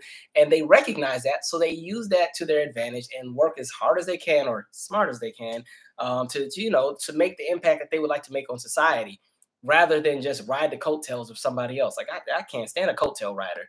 My goodness. Abby Wise said apologist. Where exactly? She was aggressive and nasty. She certainly was. When I was talking about apologists, it was more so in regards to her constantly going and defending some of the foolish things that were taking place. Even in regards to January 6th, her approach to what happened in January 6th was, well, the people were tired. The people had been warning you guys for months about what was going to happen if they didn't get their way. And I'm like, here we go. If they didn't get their way, we're centering everything again on one specific demographic because for some reason, if they don't get their way, the whole world has to stop and the rest of us have to be collateral. That's what I was talking about. Cesar said they've already lost the Senate and 2024. I don't know what's about to happen in 2022 and 2024. It'll be interesting. I really don't know what's going to happen. It's going to suck if they lose it, though, because they, oh, God. Oh. But again, it's like y'all ain't even done nothing while y'all was in here. Y'all did all these symbolic gestures. Like the thing that got on my nerves, especially once the new administration came in, from January to about March, all we got was Instagram and Twitter pictures of Joe and Kamala walking. Where's my shades at? Do I got my shades? Damn, I don't got them. Pretend these are shades, people. Every post, it would be like Kamala walking, like going to do business, and it'll be a picture with her watch, going to do business, like a new picture every month. Then Joe got his shades on. I'm gonna just flip him upside down. This is Joe with his shades. All right, he going to handle things. I'm going to be America's president. I'm like, okay, y'all done took enough pictures. Now go to picture writing the policy. Like, damn. Oh, got on my nerves. Anyway, let me see. We did it, Joe. And again, like they have an opportunity to do some really great things. They just need to do it. And I know that the Senator's lot because you got Crazy Mansion and you got Crazy Cinema out there, and she is the epitome of just a white woman in the way. I know they got that nonsense going, but there's other things that they could have gotten done. And they're just, they playing games. They playing games out here. That Supreme Court, there's been no conversations about Supreme Court nominations. It's like, y'all just playing around. Like, what y'all doing? Alec Baldwin. I know you guys saw this story, which is actually kind of sad, where he pretty much, I guess he thought he was doing a little prank on set and had one of the prop guns, which for some reason had live rounds, and he ended up shooting 2 people and killing 1. And so from what I had read, there was already some things taking place on set. Like a lot of the crew had just walked out hours earlier because of the working conditions, where the set was 50 miles away from where they were staying because the film company wouldn't give them, hotels closer to where they were filming and some other things. So people had already walked off the set. There was conversations around safety protocols and everything else like that. And so randomly they had been filming. They had just done a take, and then he grabbed the gun to do a prank and shot one and shot the other. Now, my only question, and I hope this doesn't come off terribly, but it's kind of like I guess he thought that he had the prop gun. It was supposed to be the blanks. He didn't realize, from what we're being told, that it was real live bullets. My thing is, when you shot the first person and saw them fall out, you still had time to go and aim for the next one? Like nothing told you that, hey, wait a minute, I think I really shot somebody for real. I don't know. Interesting, but there's going to be some lawsuits on that one. Talk about negligence. And it even goes back to just what happens on some of these film sets, where again, a lot of the people who work on these film sets, one, they're not being paid adequately. And I'm talking about the people who work in more of the servitude positions. I'm not talking about the director and the producers and all those people and the cinematographer. I'm talking about the people who are a little bit more behind the scenes, the PAs. God, any PA can tell you, that's the project assistant. Anybody can tell you that they get treated horribly on any set, because that's like I don't want to call it the bottom tier position in television and film, but it really is. Like they get treated horribly, but they can tell you how horrible the experience is, and they do that because they have to try to, you start there and climb and work your way up. It's a struggle, but a lot of people can tell you how horrible the experience can be. Sometimes the script supervisors, depending on what the project is, they don't really get the best treatments. And so all of those people had left. And so maybe there was some kind of mishap with the safety protocol in regards to who did what with the guns. But I don't understand why there was live ammunition there, period. Especially now in this day and age where with special effects, you can already do all that anyway. You don't even need actual bullets and all. So interesting. That's horrible. And then the woman that died, like, had a whole family, kids. I'm like, yeah, see, y'all always be playing. That's why you don't play with guns. Don't be playing no pranks with me with no gun. No, absolutely not. And again, it's just, dang, I just feel like when you shot the first person, you didn't realize that. I don't know. I think there's going to be more to come out of that, to be honest. Interesting. But see, this is why I told you, I don't do pranks. We don't do pranks over here. Don't prank me. Hot mess. Isn't he the same guy that had that video, the audio where he was cussing the daughter out that time? I think that's him. Or was that the brother? I can't remember. Anyway, all right. We're going to shift gears. Let me talk about Howard, because I know y'all been asking. Let me go to some comments real quick. Yes, Coco Hugh 7. The same thing, like, why have a live gun? And from what I read, the story keeps changing every few hours. The last time I looked, they said it was a prop gun that had the blanks in it, but for some reason there was one real bullet in there, or something like that. And actually, there was a thread I had just read. I'll actually read it because it was only like 2 or 3 tweets. This person had said, I guess they work in film and was talking about why what happened shouldn't have happened at all. They said, and let me put their name out there just in case they said some nonsense. You can go after them and not me. Okay, this was from Darwin Brandis. He says, a couple things about guns and safety on movie sets. First of all, there's no reason for prop guns to be real. Most muzzle flashes you see nowadays are through visual special effects. At least 3 departments are vested in making sure the prop gun is either real, fake, or disabled. The armorer or prop master will provide the weapon, the key grip still physically hold and confirm that the weapon is safe to use, and then the first AD, or assistant director, will then invite any crew member to step and inspect the gun. We look down the barrel with a flashlight to make sure there is no debris or foreign objects that can become projectiles, and often double check to see that the pop-out cartridges, which are just shells that pop out of the gun with no combustion, are true. For an accident to happen, there must have been breakdowns in the entire process, or there was no process at all. Multiple people are likely at fault, and although it wasn't Baldwin's responsibility to load or inspect the weapon, he was a producer in the show. So yeah, there's gonna be some liability there. Somebody getting sued. Might be some charges on that too, to be honest.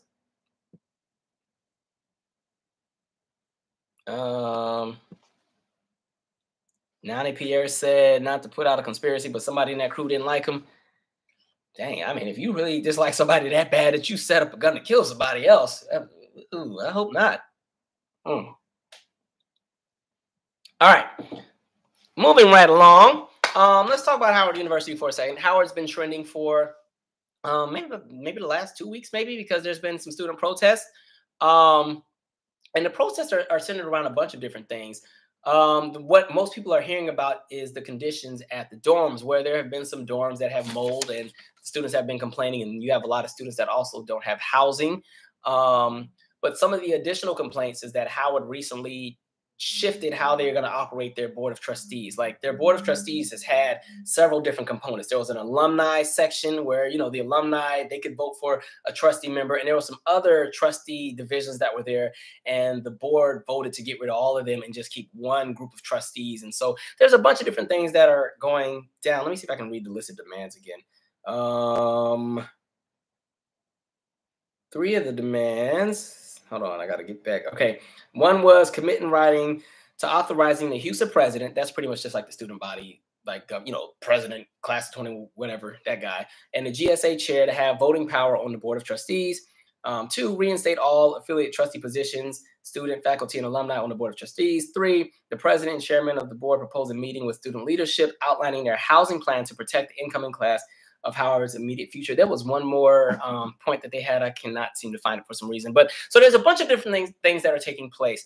As a Howard alum, listen, y'all know I love my school, but there have always been issues when it comes to administration and how things are run. And I think a lot of it has to do with the fact that, in my opinion, the board of trustees has never really quite operated in the realm where the interest of the students and the collective culture of the university is the thought of the decisions being made. It's always been centered around money. And when you look at who's on the board of trustees, a lot of times it's a bunch of white folks. But there's always been issues with that and with the administration. And again, Howard has had protests, tons of protests, but you're starting to see more and more. There was one my senior year, and I think that was like 2009, 2010. There was one in 2018, which I think we were doing a live talking about. And that was right around the same time. Remember the Tyrone guy with the $400,000 when we talking about him? That was around that same time. There's been a bunch of different things taking place. But I think there's actually there's a lot to be said when it comes to the mold. From what I'm seeing, because this is not just happening at Howard in regards to mold. George Washington University is having that same issue. Sacred Heart University is having that same issue. Ohio University is having that same issue. It seems like because Howard was closed for the ending of the 2019-2020 school year and the 2020-2021 school year, and the dorms were vacant, it seems like the buildings may have just sat there. And then when it was time to get ready for this new academic year, they moved everybody in. And so things like mold had an opportunity to grow, because if you just leave a building isolated for a year and a half, it's going to be obvious that you're going to have things like mold, especially when it comes to conversations around ventilation. And what's also interesting is pretty much every dorm on Howard's campus has been renovated in the last 5 years, or they're brand new from what I remember. So if I'm remembering properly, like the quad, which when I was there, it was the freshman girls dorm. I think it's co-ed now, but the quad is like 5 huge giant buildings that housed like 600 or 700 students. That recently got renovated, I think within the last year. I think it just got finished this year, or maybe they're still renovating. I'm not sure. I don't know if they renovated the annex. That was one of the newer dorms when I was there anyway, but I haven't seen any complaints about anything in the annex. College Hill North, College Hill South are brand new buildings that just opened within the last few years. The towers, which is like there's an east and a west, I think the conversations about mold were coming out of the towers. One of them had been renovated. I don't know if the other one was already renovated or not. I can't remember, but it's interesting because most of the buildings have been renovated. And even on campus, because there's a lot of older buildings, things like Douglas have finally been renovated from what I understand. UGL, the undergraduate library, has been upgraded. So a lot of the buildings have, from what I've seen or what I've read, have all had some kind of work done within the last 5 years. So I think where Howard messed up is they needed to make sure that these buildings were ready before they let students come into them. Secondly, a big issue that they had is this is their largest freshman class ever. I can't remember the number that they took, but they took this massive amount of students. And then the issue that exists is, even when I was there, Howard never had enough housing for students. And so when I was there, priority students were freshmen. If you were a freshman or an honor student, they always made sure that you had housing, or they would try their best to. There'll be some students who had to live off campus. But you know, there's pretty much the same amount of dorms there now than when I was there. They got rid of some of the older ones and built some new ones and so on and so forth. But it seems like they messed up, because I remember looking, and I don't know if anybody from Howard is on here, please come in the comment section and update me. But I remember I used to live in Drew Hall as a freshman, and from what I read, Drew Hall now had quads, meaning you have 4 people in one room. I said, God, it's like a jail. What the heck? They had triples when I was there, but now they have quads. But it seems like they took in too many students. And that's really because the enrollment at HBCUs has skyrocketed. So can we do a quick history lesson? And this is really an experience at a lot of HBCUs as well, especially around housing, because even when you go to the AU, when you're talking Clark, Spelman Morehouse, Morris Brown, like some of those same issues are taking place there as far as not enough housing. After the Brown versus Board of Education passes, right, and schools become integrated, HBCU enrollment drops drastically. Also, because these other larger universities or predominantly white institutions have built these big, giant sports programs, a lot of the sports talent that would have been at the HBCUs have now left, and they've gone to Notre Dame, they've gone to UCLA, they've gone to Harvard, they've gone to all these different places and everything else like that. HBCUs started to lose a lot of money. HBCUs started to have to sell off a lot of property. A lot of HBCUs closed. All kinds of things took place. The endowments were never that great to begin with. You know, a lot of HBCUs don't receive any federal funding. There's only a handful that get that. And so all of that takes place. We fast forward to the late 80s. There is a boom in interest again with wanting to go to HBCUs. A lot of that is credited to shows like The Cosby Show and A Different World. And so enrollment at HBCUs goes back up. And so the problem is a lot of these schools have sold off a lot of property and jumped into real estate deals to find ways to stay afloat so that they can stay open. And now you have this influx of students who want to go there, and the schools are still trying to accommodate them, but the facilities are not there. The facilities are may not all be up to date and so on and so forth. You have that take place. Now we fast forward to the modern times. Enrollment at HBCUs has skyrocketed again, mainly because I think a lot of people realize the country's racist, and a lot of young students want to be in an environment where they feel that they can actually have an opportunity to learn in an environment that is not hostile. And so you've seen enrollment at HBCUs skyrocket since the election of Orange Man, right? And so again, the universities are trying to accommodate all these students, and sometimes it's just there's no way to get them all in the door. And so now this is the issue that we're running into, because now you have students, especially in a place like DC, when you couldn't get housing when I was still at Howard, there were viable options to find apartments or a room to stay in here and there, but gentrification has kicked in, and the cost of living in a place like DC is so high now that if you're a freshman or a sophomore student who does not have, you may only depend on student work for, you know, any kind of income or housing or however that's set up, you know, you can't afford to live anywhere in DC. DC is expensive. You know what I mean? And so that's the experience that you're seeing. And the same thing's happening over in Atlanta as well, where again, the cost of living is so high, people can't afford it. And then what makes it so interesting, Howard indirectly contributes to the gentrification in the area as well, because they've jumped into so many real estate deals and everything else like that. So that entire cost of living in that entire ward has gone up, not just because white folks are moving in and developers are coming in and doing what they're doing, but even Howard, as much as I love it, plays a role into the cost of living going up in that region. And so it's just like, you just see layer upon layer. So the situation that's taking place at Howard has a bunch of layers in it. I think we're only really seeing bits and pieces. Howard did a terrible job of PR or damage control because they wanted to sit here and highlight the fact that it was homecoming week and pretend that, you know, let's show some clips of them swag surfing. I was like, all right, this again. All right, let it go. And so yeah, there's a lot that's been going down.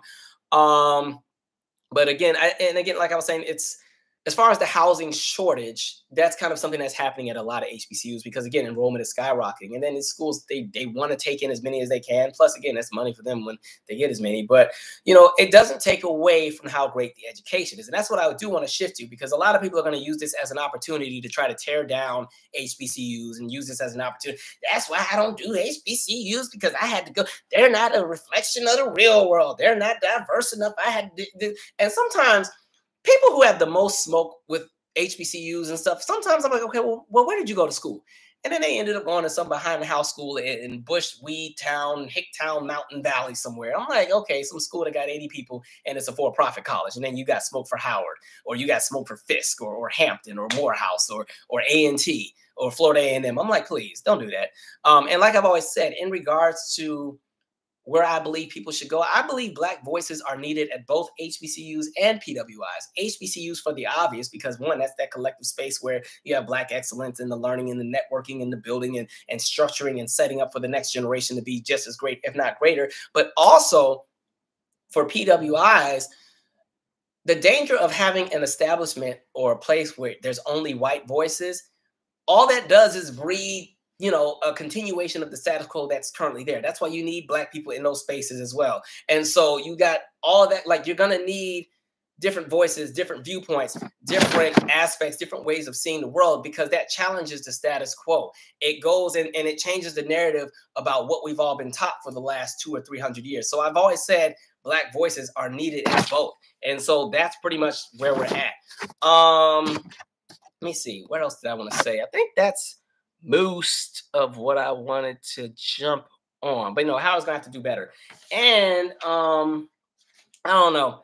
That PR is terrible. I don't know why they let that happen. But that administration definitely has to be much. They got to get it together. The administration's always been terrible there. No, it just really has. And then there's conversations around, like, sometimes I remember there was a conversation around these big 4 bonuses that were given out at a point in time when the university wasn't doing well. Because that's the other thing. Howard gets a lot of money. Their endowment is like $700 million.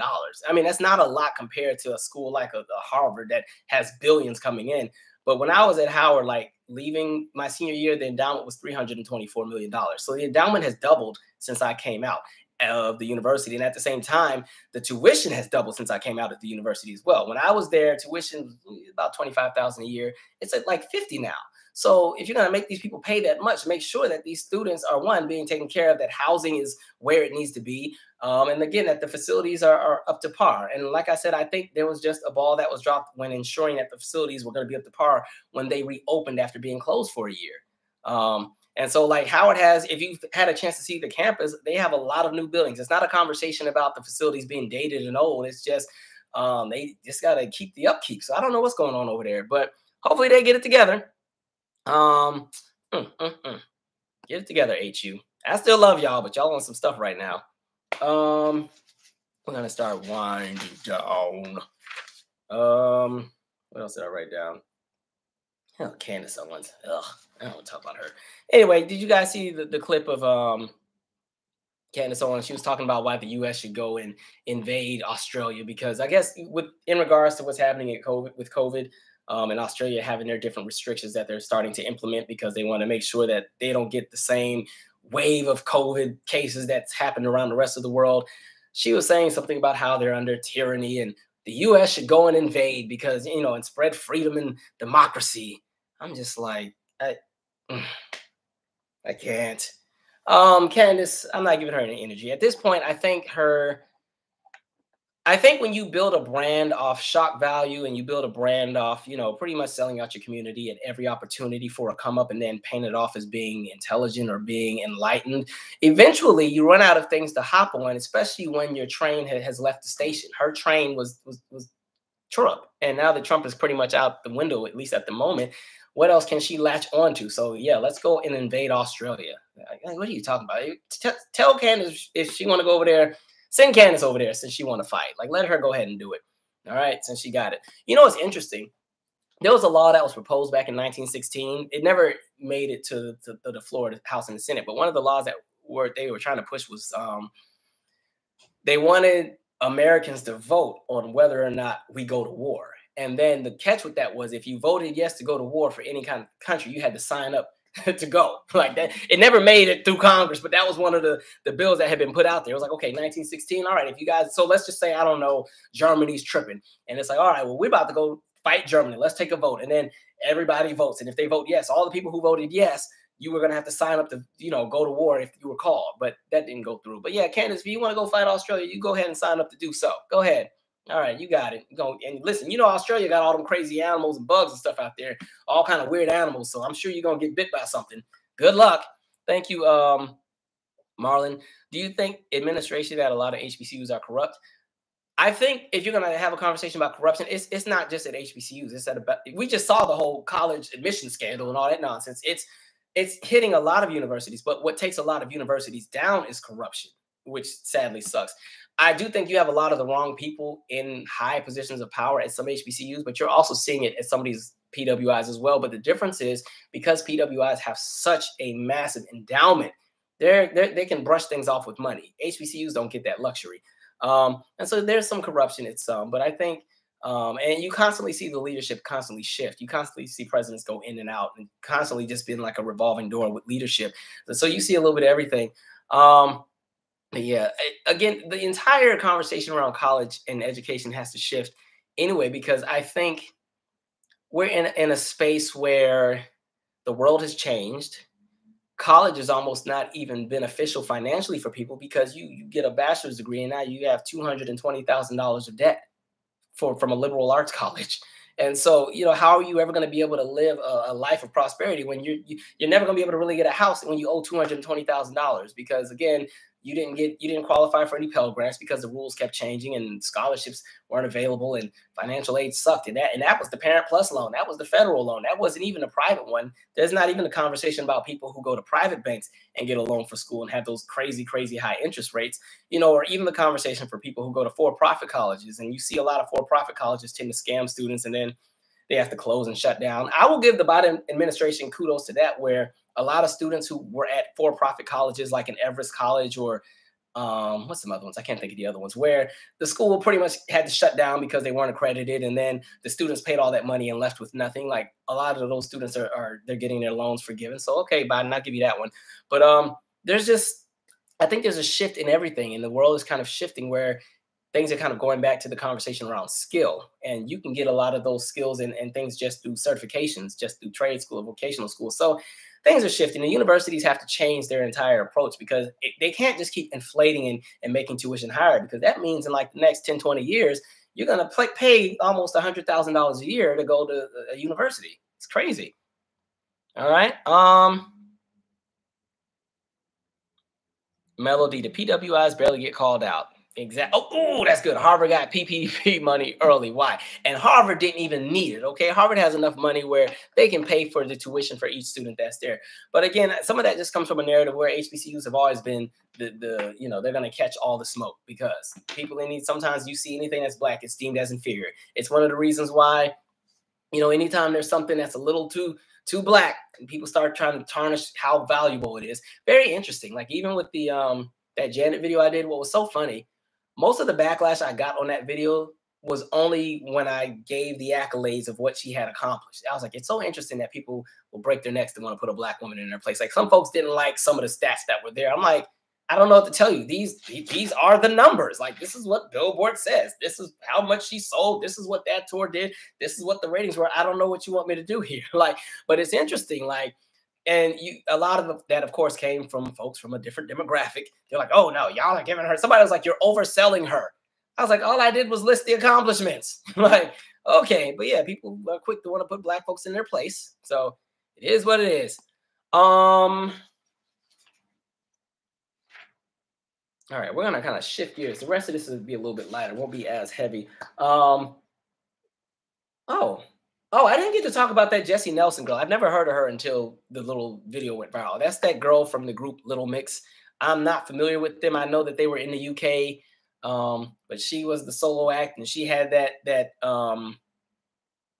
The song was called what's called Bad Boy or Boys or something like that with Nicki Minaj on it. And people felt some kind of way because when they saw the video, she was a little bit browner than usual. She had on the whole hood aesthetic. Diddy's in the video, Nicki's in it, and people were like, "This is pretty much blackfishing, like or blackface. Like, what are you doing?"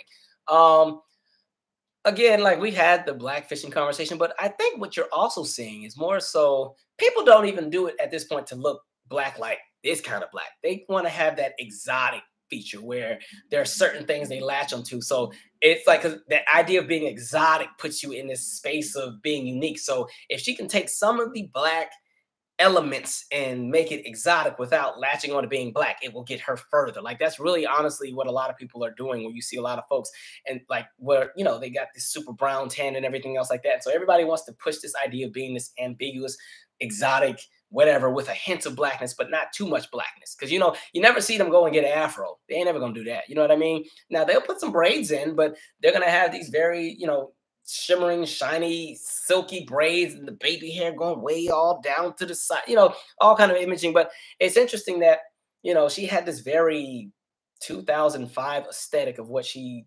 designated to be, I guess, bad boy. That's just like the song sucks too. I'm sorry. Secondly, I didn't even like, to be honest, even the bad boy, like Diddy song that we ain't going nowhere. We ain't. I never liked the song. I never thought it was good. So I was like, of all the songs to sample, that's what you sample. And then I looked at Nicki sideways. But then Nicki, of course, something's wrong with her anyway. She's been on one for like the last year. But, she was trying to, defend Jessie, whatever the girl's name is, and said some bit about, well, black women, y'all be wearing blonde hair all the time. And I'm like, Nicki, that's your whole career before the pink, what's the pink print? Before the pink print, you were blonde and pink and everything else all night, all day. What we're not going to do is all of a sudden tear down other black individuals so you can gas up this white girl that's appropriating black culture. No, I understand you may want the hit, but Nicki, let's not be naive. Really, especially if you want to paint yourself to be the voice and the face of black this and black that and black progression. And then as soon as a white girl come up here and do something out of pocket and gets fried up, you want to go to bat for her at the expense of black women. That's not how that works. So Nicki, do better. You got enough going on. I was like, what are you doing? Embarrassing. Sometimes you just gotta let stuff blow over. Why insert yourself in?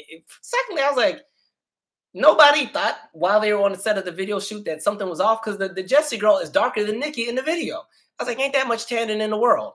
And then she's from the UK. They don't even have the sun over there. No disrespect. It'd be cloudy and overcast all day like Seattle. Okay, ain't that much tanning in the UK. So I don't know what that is. I understand like the conversation. And then again, secondly, if we want to have a conversation about blonde hair, the thing that I don't like is if black people were to appropriate white culture, it doesn't take anything from whiteness still being the status quo. It doesn't take anything from whiteness still being the standard of what beauty is through the eyes of most in the world, sadly. However, when the tables are turned and black people are appropriated by white folks pretty much, because again, black folks are penalized and punished for any and everything that we do, whether it be our phenotype is with how our noses are shaped, how our bodies are built, how our hair texture is. We're penalized for all of that, but white people can go and latch onto that and make it an aesthetic and make them exotic, and they're celebrated for it. That's kind of the difference. That's why I was like, why would you bring up black women with blonde hair? I can tell you right now, most black women that have blonde hair don't want to be white women at all. Really, they just trying to look like Beyonce. Like, oh, that's a joke, but like, I found that really silly, especially when somebody like Nicki pretty much is her imaging, the blonde and the color, like that's how you looked until like 2014. And so, and a lot of that has to do with the label wanting to push a safer image where, okay, we're going to market her as a rapper that's also that has pop crossover appeal. And so, yeah, I understand why they did it, but you're criticizing black women for doing exactly what you did. I guess. Whatever. I don't follow Nicki enough, so maybe I got the story wrong. She's not somebody I follow like that to begin with. So you Nicki fans can correct me in the comments, whatever y'all want to do. But Nicki's just something's been off for like the last year with that woman. There's a whole lot going on. Mm. Anyway, but no, that Jessie, whatever her name is, I don't think she's gonna do too well over here.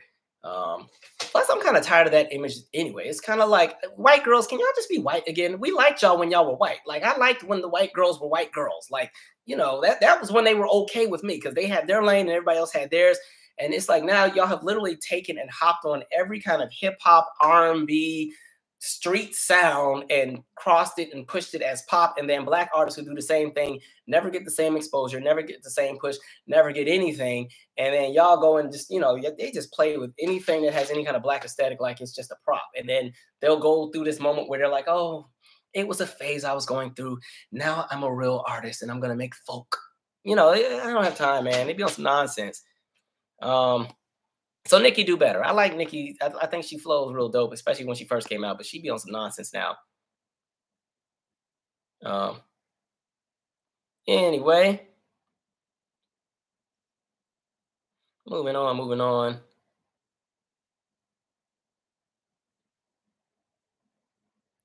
Oh, wait, what happened? Nikki was quick to call Joy and Rita black bee, but Karen for. Oh, okay. All right. Queen said Jeezy didn't even defend her own self, but Nikki put on her hero cape. I guess. I don't know. I told you celebrities. I keep them in a celebrity box for my entertainment. I have no expectations because they're going to disappoint every time. Even my favorite entertainers. I am so glad that some of my favorite entertainers don't even use social media, so I don't have to worry about them saying something to piss me off. Um. Anyway, moving right on. Okay, we're gonna wind down because it's Friday, and I want to look. Y'all! I finally finished Squid Game. Did anybody watch that? Because I was late to the party. Everybody was talking about it like 2-3 weeks ago, but I finally got through it.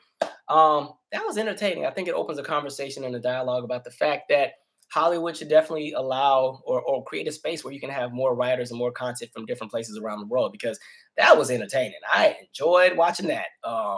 But it shows what people will do for money. Like that's crazy. I won't spoil it for people who haven't seen it, but it just goes to show, like, man, money makes people just do the utmost worst. And the only spoiler, which is not really a spoiler, when the people signed on after they knew what could take place and they signed on still, I was like, that's crazy. After that first game, after I would have went home, you wouldn't have to worry about me going back. That's it. But that was entertaining. That was a very entertaining little special. The last episode was a little boring, but entertaining. I will not spoil it though. So yeah, check it out when you get a chance if you're interested. I got a chance to watch the show Queens as well with Brandy and Eve and Notori from 3LW.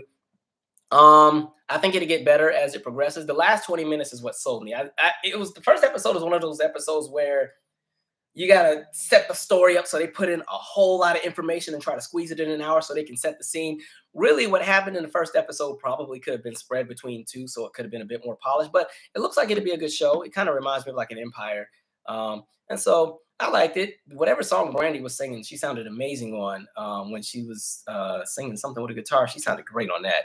Um, I'll give it a chance. So I'll watch a few more episodes and see how it goes. But it won me over in the last 20 minutes. The first 40, I was like, okay, this is all right. But I'll still support it. Plus, again, there's so much stuff that's on TV these days. It's hard to watch TV. I don't get a chance to watch everything. So I did make an effort to watch that. Let me see. Oh, that. All right. I know you guys saw the story with that plane crash. And where was that at? Was that Texas? That was in Houston. That was a miracle for those people because when I was flipping and I saw the image of the plane, I just knew everybody on that thing was dead. But apparently, the plane never even had any altitude. It pretty much just what you call it. I think they said it hit a fence, and then the people were able to get off quick enough before the plane caught on fire. But that's scary. Like I feel like if I ever, well, God, I'm not even gonna put that out there, but a moment like that, I'd never get on a plane again, even after I survived. I'd never get on one again. That just we gonna take the train. We gonna walk. We'll ride in the car. Maybe with technology, since all these rich billionaires keep making all these rockets that go to space, maybe they can figure out how to make that Star Trek machine where the people just stand on it and transport. Because no way. Mm-mm-mm. Um, let's see.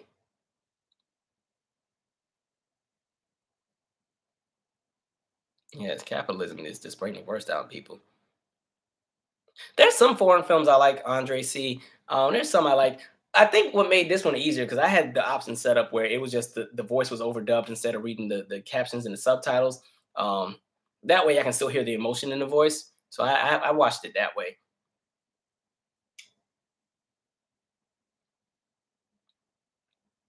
Um, Deb Moore said Queens is a no. Well, we'll see how it goes. Some, you know how some shows when you overlay it down the line, or you lose interest, either or. So I'm right in the middle on it, but I want to support it because I like Eve, I like Brandy a lot, and it's on a major network. And, you know, they don't ever want to give black people no shows or nothing, but you know, so we'll see how it goes. I'll give it a bit more support. I have not seen Our Kind of People. I have not seen the only shows that I've had a chance to see. I saw, what have I seen? I saw the Wonder Years. I saw the first two episodes of that. It kind of reminds me of Everybody Hates Chris a little bit, just with less energy. But I saw that, and like Don Cheadle is one of my favorite people because people tell me I look like him. Apparently, I guess we got the same forehead. But I've watched the Wonder Years. That one was okay. I watched White Lotus on Hulu. That little series that was interesting. My only beef with that show though was that um, the black character Natasha, I can't think of her last name, but she's also on Insecure. Um, I didn't like that her character, the way her character was developed. She never really got a full story, and she was kind of like a prop. So even the way that she was written as a prop, the characters used her as one as well. I didn't like that part, but that was interesting. Um, Thank you, Queen. Somebody said I don't look like Don Cheadle. I will take that because every time, man, I think, well, I got it more when I was like 20. I've gained some weight, so my face has filled out a little bit more. But yeah, when I was like 20, 21, and when I was still doing comedy shows, people, did anybody ever tell you look like Don Cheadle? It's like, Don Cheadle? I couldn't get nobody else. But okay. Oh, Alan Lewis, that's a good one. Impeachment on FX. I've been watching that one, but I'm one episode behind. That's a good one. That's the one about Monica Lewinsky and Bill Clinton and Linda Tripp. So I remember all that took place when I was a kid. I didn't realize Monica thought she was in a relationship with the man. I thought they were just sleeping together and kept it moving. This woman was really in love with the man. It's like, ma'am, you're sleeping with the president who is married. And not only that, you were like mistress number 29. So, okay, but that's interesting. That Linda Tripp lady, she's a trip for real. Monica should have fought her. Monica should have fought her. I won't spoil anything, but man, you can't trust everybody. I'll say that. People, the way people will do certain things so that they can climb or get clout or get rich, terrible. Especially when they like latch on to people who are vulnerable. That sucks.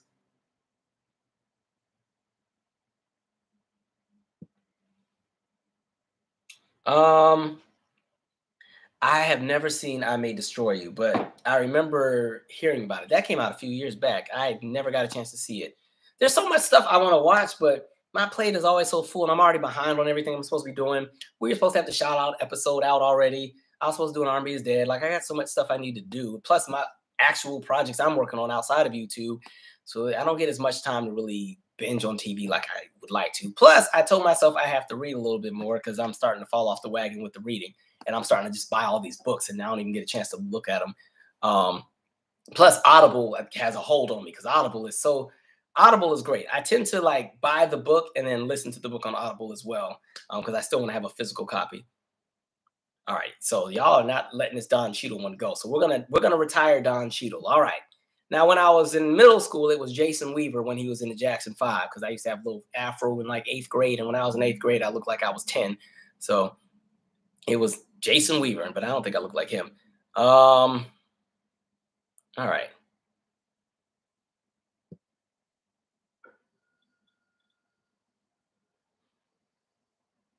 Deb Moore said, "You don't hold." Okay. Oh, this is about the show. I was confused. So she said, "You don't hold semen on your shirt from a man you love. You set the man up. Wait, you set the man you made it." Okay, she's saying that she set up Bill Clinton. If she loved him, she wasn't going to keep the dress that he, on her with. Yeah, that's all crazy, all of it.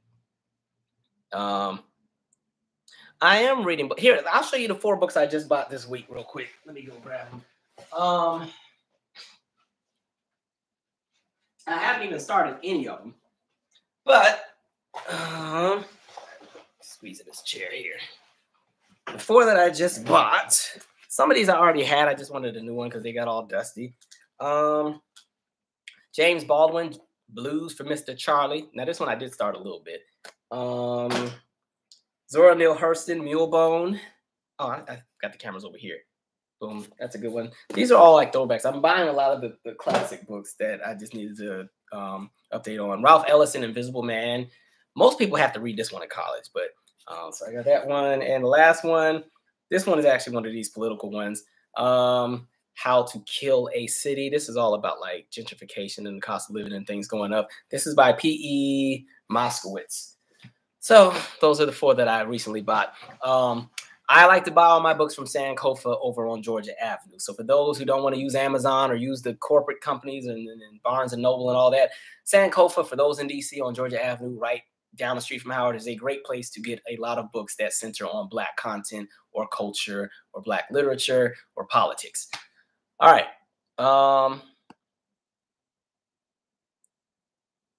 All right. We're gonna start winding down. Okay, talk about all that. Oh, this is interesting for those who like cruises. Now, I wouldn't do this because this is too long. So, Royal Caribbean Cruises is gonna have what you call the most extravagant cruise ever, where for 274 days, you're gonna go to over 150 places for the retail price of $60,000. Who's signing up? There's no way I would do that. I don't want to be on a boat that long. My attention span is too short, and I like to feel free. That being on a boat that long starts to feel like slavery. There's no way, absolutely not. Yeah, I'm good on that. Yeah, I wouldn't be able to do it. Nope. But that sounds like something for super rich folks, because 274 days means you don't have a job if you can take that much time off. That's some rich people stuff. But I wouldn't want to be on a boat that long. And after a while, all the islands start to look the same anyway. So I'm good on that, but I'm sure somebody will sign up to go. You know what I mean? Oh, speaking of boats, and where's my phone at? Where'd I put it at? I'm losing it. Damn, did I? Oh, right here. Because I was thinking about this too. I found this fact that I read. So remember in the Titanic movie, the guys that had the violins? So I always thought, remember the 3 that played as the ship went down? Like that crap. I always thought those weren't real people. I thought that was just written for the movie, just to, make it entertaining. But no, they were real people. But what was interesting is one of the guys who died, I'm trying to see if I can find it. I wrote it down. Where's it at? I'm so mad. Wait till y'all hear this nonsense. All right, I can't freaking find it. But the fact is this. So one of the guys that was a violin player that died, when he died, the cruise liner still charged his family for the damaged uniform since it was at the bottom of the ocean. And I guess it hadn't been paid for yet. So they charged him for the uniform. What kind of nonsense? Like, first of all, the man is dead. Y'all still trying to get this. And this is 1912. So I'm sure the uniform was like $5. Y'all trying to chase this man down for $5 and the man is dead. What kind of nonsense? My goodness, that's horrible. Absolutely crazy. I was like, y'all wouldn't have been on that boat either. Talk about unsinkable. First trip, whole ship went down. Kind of nonsense. All right. Anyway, but yeah, I guess somebody said that would be something that people that retired would do. Yeah, I guess, when you're retired, you can sit on a boat that long, but I wouldn't want to be on that all day. That's a long, I don't know. I like to run around and climb mountains and stuff. I don't want to just sit on a boat. Now, I know when you do the cruise, they stop at all the different ports and you can get out and go shopping and go to the restaurant and go dancing and all, but that's a long time to be on a boat. That's a long time. It literally becomes your home. And you're in that little tiny room all day. And then, there's going to be some days where there's storms and the boat's getting tossed around like Gilligan's Island. I don't want to be on that. Man. What I do want to announce, because we have to definitely, I know we're supposed to be doing a Zoom party, but I'm going to actually do 2 different things because some of you still want to do the book club idea. So I think the book club idea makes sense on Zoom as opposed to a live like we initially thought we were going to do. So once I select whatever book it is, that will be one of the Zoom parties. But mark your calendars for November 19th is the next Zoom party, because some of you guys had been asking. All right. So that's the next Zoom party. Like I said, all we do is we chop it up. We laugh, talk different topics, talk music. Just don't come in there acting crazy, because at that point I don't have the same poise that I do like here. So you come in there acting crazy, you will be dealt with accordingly. But no, we had a really great time on the last one. That was a lot of fun. It was only supposed to be like an hour, and we were on that thing till like almost 2 in the morning. And I remember my eyes were like dry. I was so tired. And one of them was like, "Y'all, I think we should let him go to bed. Like, I think he's tired." I was like, "Thank you so much, guys." But it was a lot of fun. We had a really great time. So November 19th, it most likely will start at either 8 or 9 p.m. That's gonna be on a Friday. All right. So that's that Friday before that Thanksgiving week. Yeah, 274 days on a boat. Jeez. All right. That's pretty much everything I have. What you guys can do if you want, on the announcement where I made this specific live saying, "Hey, I was going live," for those who were interested in doing a book club, if you can kind of write down in that comment section some of the books you're thinking of. I have some that I'm thinking of, but I kind of just want to see where everybody is, and then we'll meet in the middle. And the way that the book club will pretty much work is just like a real book club. We'll just like designate, maybe 3 or 4 chapters per session and just go from there. Because I've always wanted to do that. That'd be kind of cool. What up, Taname? And so, yeah, we'll do that. I think that is pretty much everything. I'm going to wind down because I want to lounge and do nothing for the next hour and a half before I nod off. Y'all know I'm about to put it on I think it's the American History Channel, because on Fridays, I Almost Got Away with Murder has a marathon. I don't know if I've ever watched that show, but that's the show where it's the person that did the crime and then they go on the run and they talk about everything they did wrong and how they end up getting caught. I love that show for some reason. So I'm definitely about to binge on that. Let me see. Music. Let me tell y'all what my new favorite song is. It just came out today too. It's a little ratchet, but I love it. It is, I really like that Big Subwoofer song. All right. It's Mount Westmore with Snoop Dogg and E40. That song knocks. I need to put that in. I need to drive in my car with that one thumping. I like that song a lot for some reason. That was a fun one. What else? The Big Sean song is okay. The What a Life. I did like that one a little bit. I'm a little behind on all the current music that's out, but we'll have to definitely do what I want to do on one of these Zoom parties is just have like a whole listening session where we just all kind of dig out our favorite music and just, I don't like the word vibe because it makes it sound like it's boring, but just vibe out to like, everything that interests everybody and kind of hear people's different ears and have like a whole thing where we listen to unreleased music from different artists. That'd be pretty fun. How is JBLM? Joint Base Lewis McCord. Oh, these some Washington people on here. What up? 253. Coffee with a K. Thoughts on Tony's Libra album streaming on now? Like I said on the last live, I already got the CD. Oh, listen, I already got the CD. Hold on, let me pull it out. Y'all know I still carry CDs. Let me see here. Who remembers these? Woo! We can have a whole show and tell with some of these albums in here. And this is just one of them. Let me see where I can find Tony at. It's funny because some of these have like my little mixes and stuff. Remember we used to mix albums? Tony, where you at? Libra. It's somewhere in here. But no, I have it on iTunes, and I had the original. I know it's in here. Hold on, I'm gonna find it. But no, Tony Libra is one of my favorite Tony albums. That's a great project. This is very 2005-ish right now that we're going through all of these. Dang, everything is going through.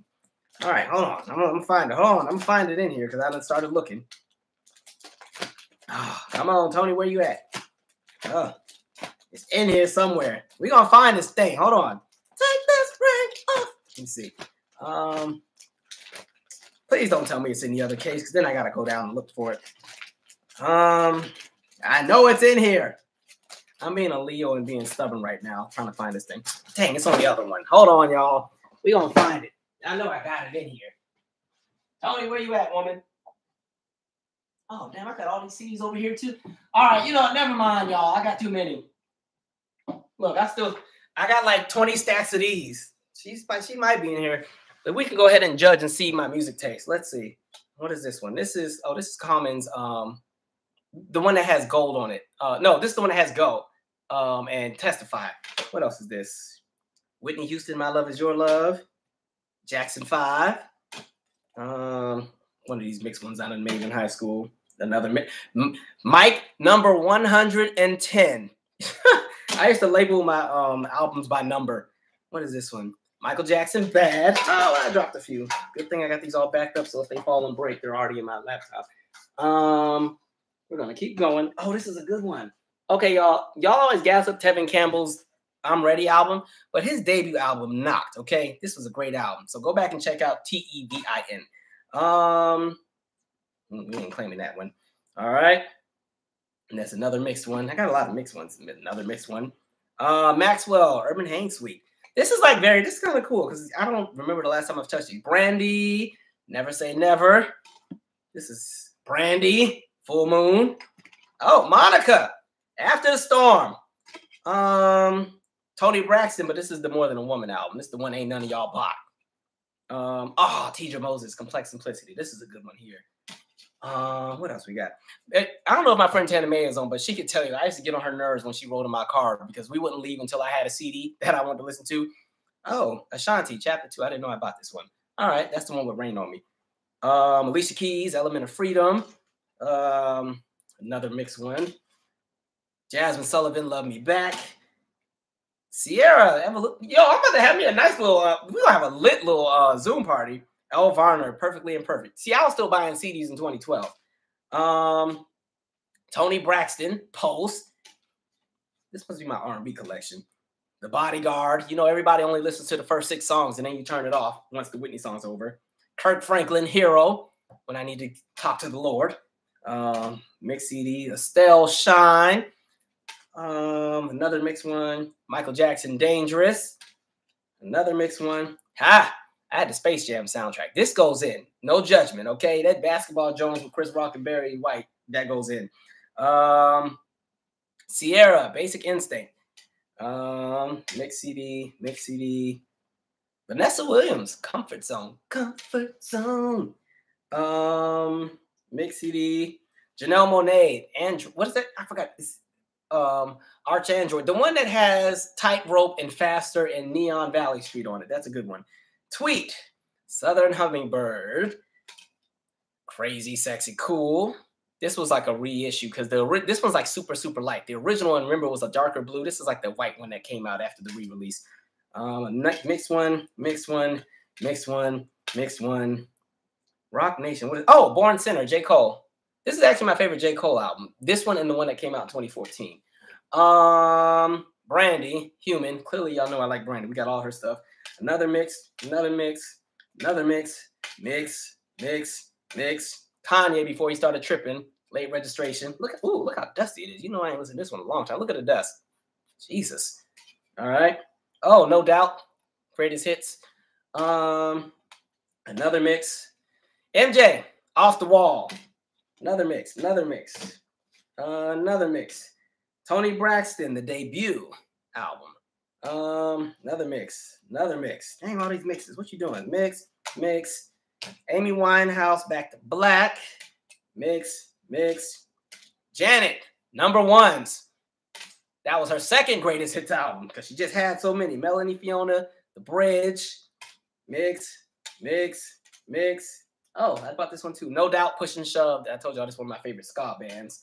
Mix. All right, I'm gonna stop because we'll be here all night. But that I didn't even go through like the actual like albums in here. We'd be here all day because man, these things here. I don't know. My Tony Braxton, it's somewhere in here. Oh, there's secrets. I don't know. Oh, remember Idlewild with Outkast? None of y'all supported the movie, but that was a really good movie and soundtrack. All right, I'm gonna stop.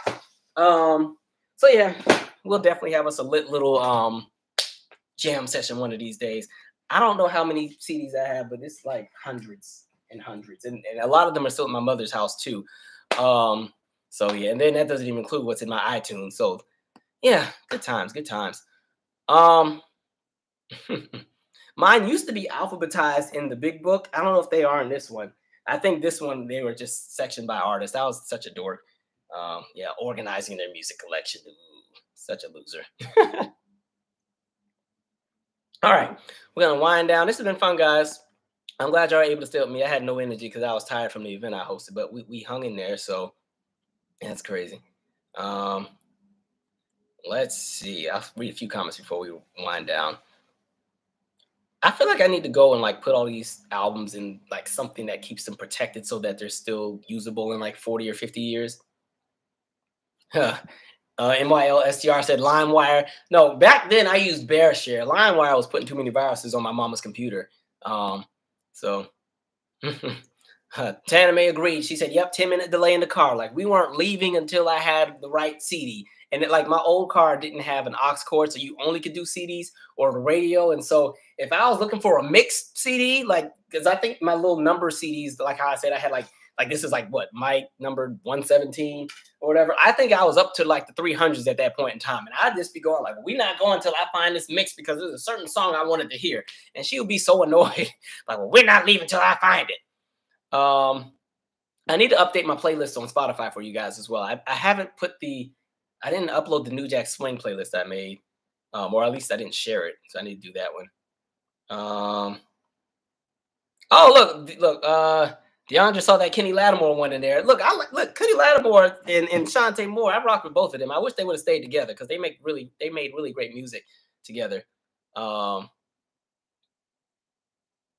Somebody said Basic flop. Oh, that must be about Sierra. You know what's crazy? I remember that album did 38,000 copies its first week. And now if you were to do that in 2021, that would be considered pretty good since people don't buy albums anymore. Interesting. Somebody said, do I got fan mail in there? I know I got fan. Hell, well, this is the whole live. So I'm done with content. But for everybody else who just wants to go through my CD collection, we can do that. This is, let's see. Do I got fan? I know I got fan mail in here somewhere. Somewhere in here. Oh, this was a good album. Last Train to Paris, Diddy, Dirty Money. As much as Diddy get on my nerves, that was a dope album in 2010. That was one of my favorite albums. What was I looking for? Fan mail. Where y'all at? That's not it. They're in here somewhere. Oh, here it goes. Fan mail. But see, the version I have is the one that has the version of I'm Good at Being Bad after they changed it. Remember those early, the early release of the album had the one with the Donna Summer sample, but then she sued and they had to take it off. I got the version after they had to take it off.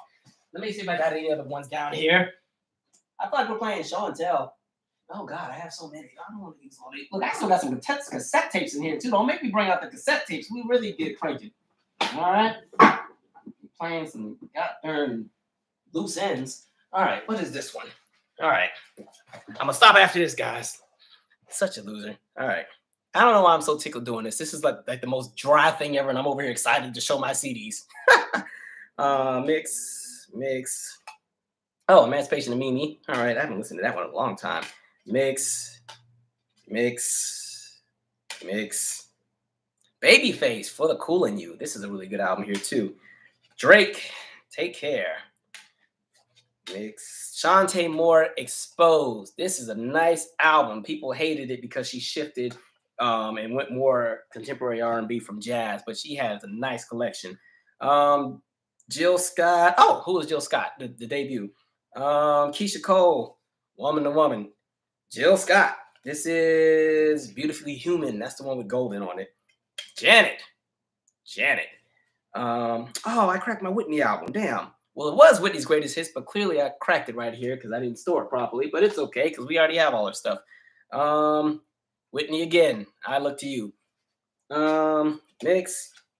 Faith Evans. Faithfully. Monica. Still Standing. I hated that they kind of just stopped the promotion on that album. That was a great one. Monica, New Life. I ain't gonna lie, that's my least favorite Monica album, but I still support her. Shantae Moore. Love the Woman. This was a really good album too. Actually, it was really good, to be honest. She never got the push she should have got. Oh, Gladys Knight and the Pips' Greatest Hits. I'm that person. Kelly Rowland, Miss Kelly. This is my second favorite Kelly Rowland album. I think her best one was Talk a Good Game, but Miss Kelly was a dope album, but everybody ignored it because all y'all wanted to do was get bodied. So there's that. Okay, these are all mixes. Janet, Discipline. I ain't gonna lie, this is one of my least favorite Janet albums, but I do like some of the singles on there. Mix. Mary J. Blige, My Life Part 2. That was the one from like 2012. Mix. The Dream. Oh, yeah, he has some dope albums. Love, Hate. He's one of my favorites. Sherry Dennis, In and Out of Love. Wale, Ambition. This is that one where he had that song with Lady Gaga. And Pretty Girls. A. Marie, Touch. This was a nice album too. I remember when you put this one in a computer and then there was like this kind of online portal that would open up. Oh, I had a Britney album. Okay, this one is In the Zone. Okay, Britney, no judgment. She has some. All right, we were toxic too. Mix. Oh, the second half of the Janet number ones because it was a double disc. In Vogue, Funky Divas. Miguel, his debut album. That was a nice one. Mix. Oh, here's Libra. This is what started the conversation. I knew it was in here. Libra. Let's see, Calvin, have you seen FD Signifier's content? He just released 2 really great videos about Kanye West. No, sir, I have not, but thank you for recommending it. I'll check. That's another YouTuber? I think that is. I'll check them out. What was their name? FD Signifiers. Okay, cool. Mix. I got a lot of mixes. I used to be mixing these little albums. Because I would listen, I'd get the album and then take my favorite songs and put them on a playlist, plus the ones I'd already download. Candy Coated. Now, before y'all start trying to fry up Candy, she actually had a nice album in 2010. That was a nice album. There was a song in there called Giving My Love, or Give It To You. That was a nice song. And then the song Lucky was really nice too, even though it was nasty. But that was a nice song. Mix. More mixes. Another mix. Oh, okay. McGill's second album. That was a good one. We went gospel. Hezekiah Walker, By Any Means. All right. If you grew up in the church in the 90s, your choir definitely had to sing How Much We Can Bear and had to modulate 30 times. Mix. What's this one? Oh, The Dream. I think it's called 4. This is the one that has Equestrian on it. Mix. Erykah Badu, Worldwide Underground. That's a dope album. I told y'all I just saw her in concert. This is a mix too. I told y'all I just saw her in concert a few weeks back. It was really good. Okay, I don't want to go through this big old book because we'll be here all day, but I'm gonna do it anyway. Just give you y'all time's worth because y'all it's still 400 of y'all watching me pull out CDs. So I guess we'll keep going. All right, this is the Jackson 5 Moving Violation album. Michael Jackson Thriller. This is another Janet, Design of a Decade. Damn, I got too many. Rhythm Nation. What's this one? That's a mix. Oh, Rihanna Unapologetic. Okay, so that's around the time she finally won me over because remember I told y'all I like that What Now song? Yeah, and then that was the one song I was rooting for and it wasn't even a hit. That's the one where I don't know how to try. I don't know how to try. I don't remember the words, but she was singing, I don't know how to try. And sang Rihanna. TLC, on a TLC tip. That's a good one. Erykah Badu, New America. I love that album. I love the song Soldier and That Hump. Tony Braxton, Secrets. I have every Shantae Moore album, so she's gonna keep popping up in here. Shantae Moore. What is this? I think it's called Precious. Yeah, this is Precious, and then I Love Supreme was the second one. Nas. I know he's my favorite rapper. This is the one from 2008. This is the one that was the N-word. What do you call it? Smoke. A. Marie, All I Have. Probably one of the best R&B albums you'll ever hear. Brandy, 211.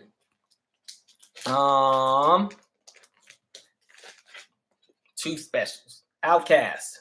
Speak Your Box of Love Below. I'm gonna keep going.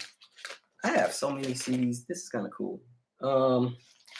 Monica, Boy Is Mine.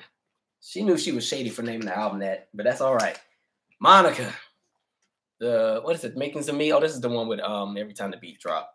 Rebecca Ferguson, who I don't know why she never blew up. Okay, I like Adele, but dang, she got an Adele voice too. Let Rebecca Ferguson be great. This is Heaven. If you've ever heard her voice, she has this very signature, mature voice that sounds really, really good. I don't know why she never blew up, but whatever. A. Marie, Because I Love It. This is the album that had That's What You Are. I don't think it was released in the US.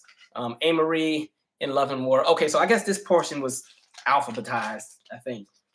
Jill Scott, Dang, I cracked this one too. Crap. Words and Sounds. This is the one. Look what I did to Jill. God dang it.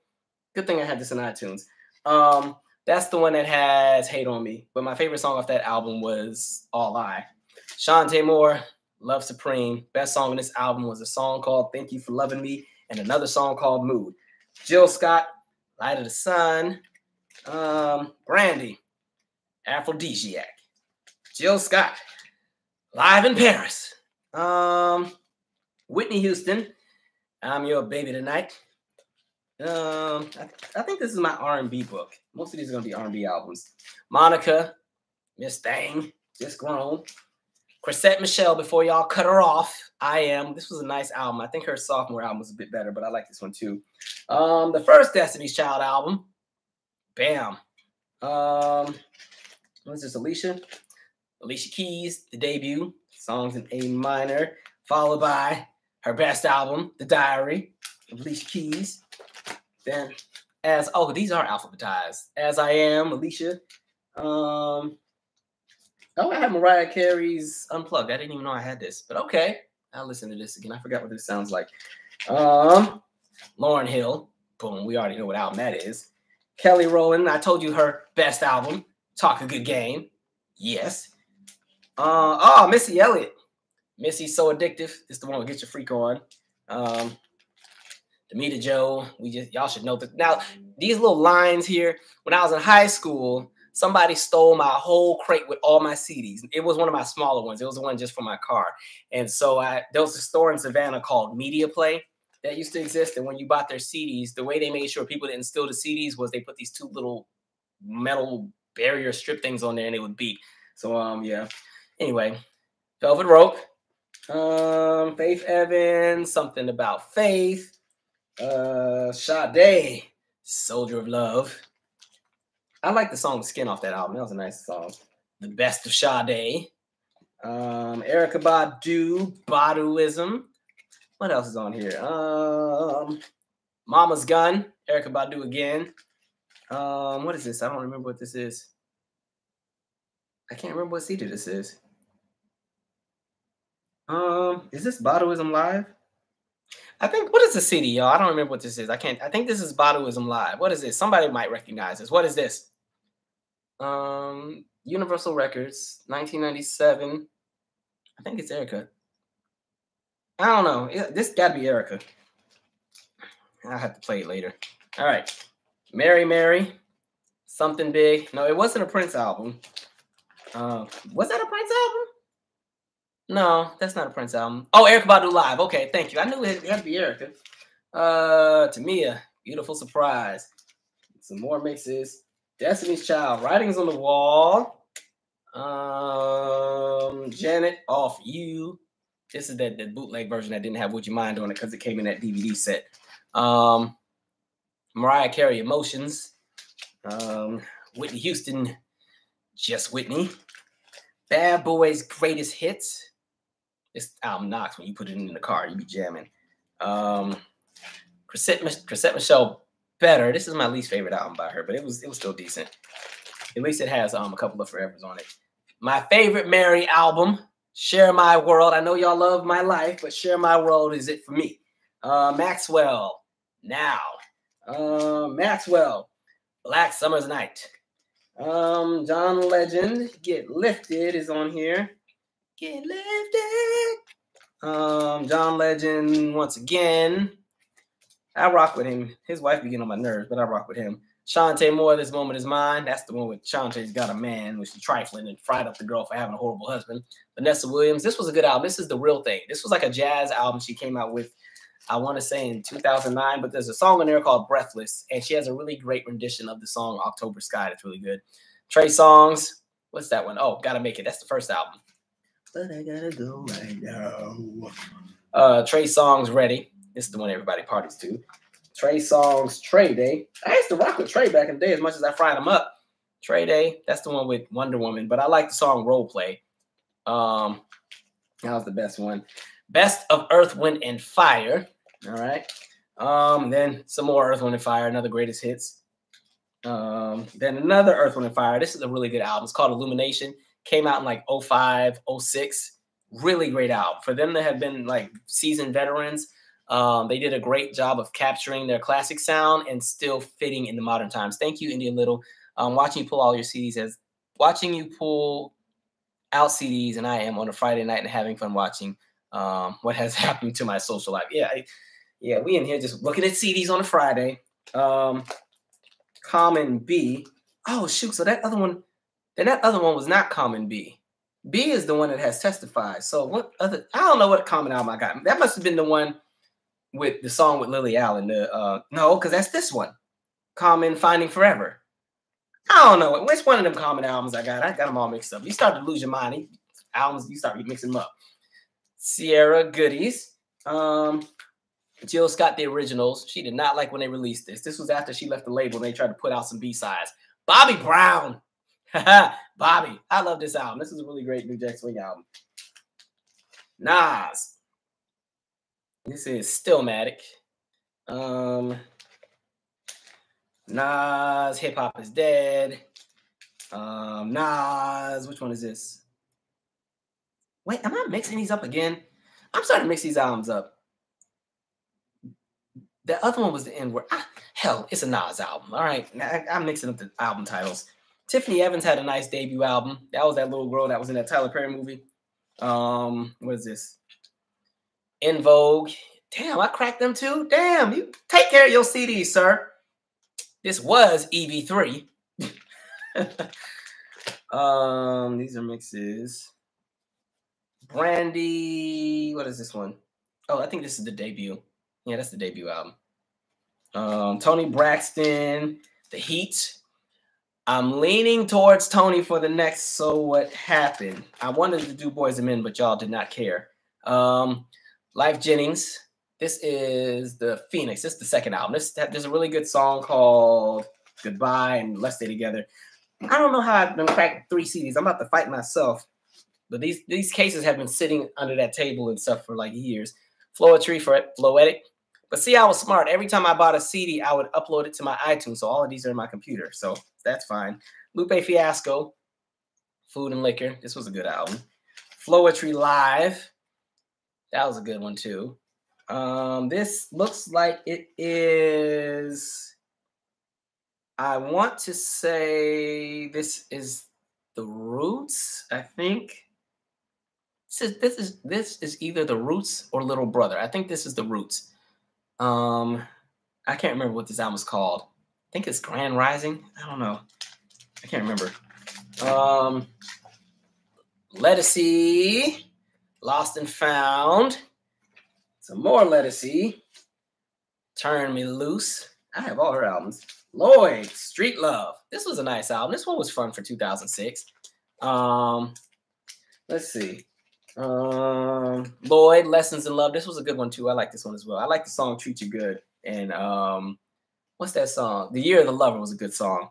Bobby Brown, Don't Be Cruel. At least Bobby didn't get cracked. Missy Elliott, Cookbook.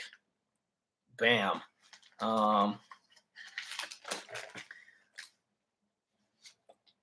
Oh, thank you, Dre Harden. That one with the hand was Lupe Fiasco's second album, The Cool. I'm glad somebody remembered because I had it all mixed up. Salt and Pepper, Very Necessary.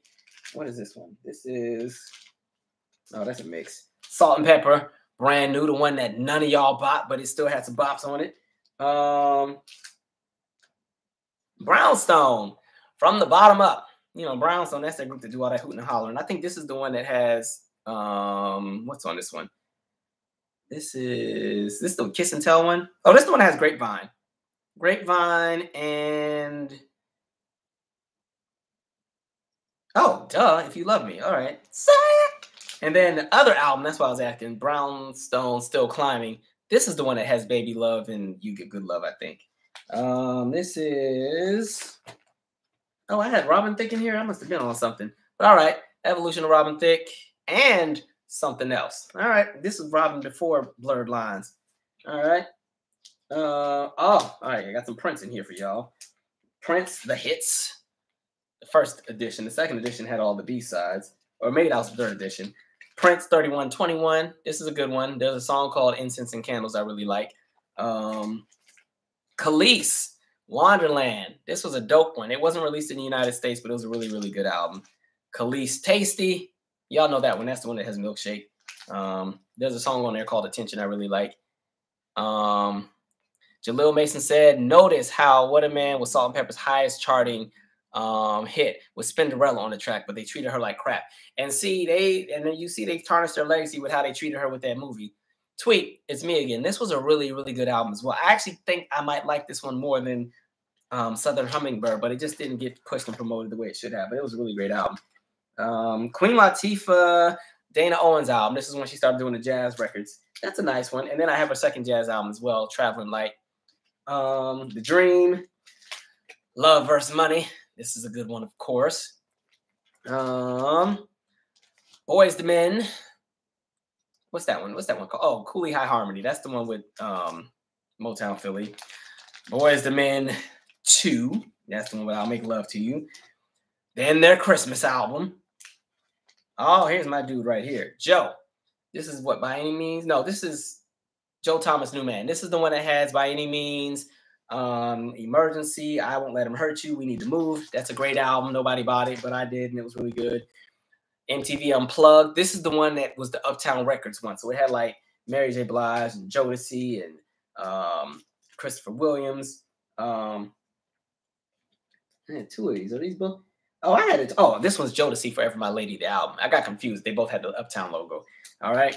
Janelle Monáe, The Chase Suite. This is like way back when. This is like me and Janelle, we rock together. Snoop Dogg, Ego Tripping. This the one with sexual seduction on it. Snoop Dogg, Doggy Style. Maya, what is this one? Maya, Fear of Flying. That's the one with Case of the X. Maya again. Oh, this is her debut album. Boom. I got some Kool in the Gang in here. This is one of the greatest hits. It was a double disc, and then this was the second disc, Kool in the Gang. Mary J. Blige, Love and Life. That's the, you can't really see the logo on it, but the Love at First Sight, When We, Not Today. Oh, R. Kelly. Well, this was Love Letter. R. Kelly. Add him to the prayer list. Oh, damn, I had 12 played too.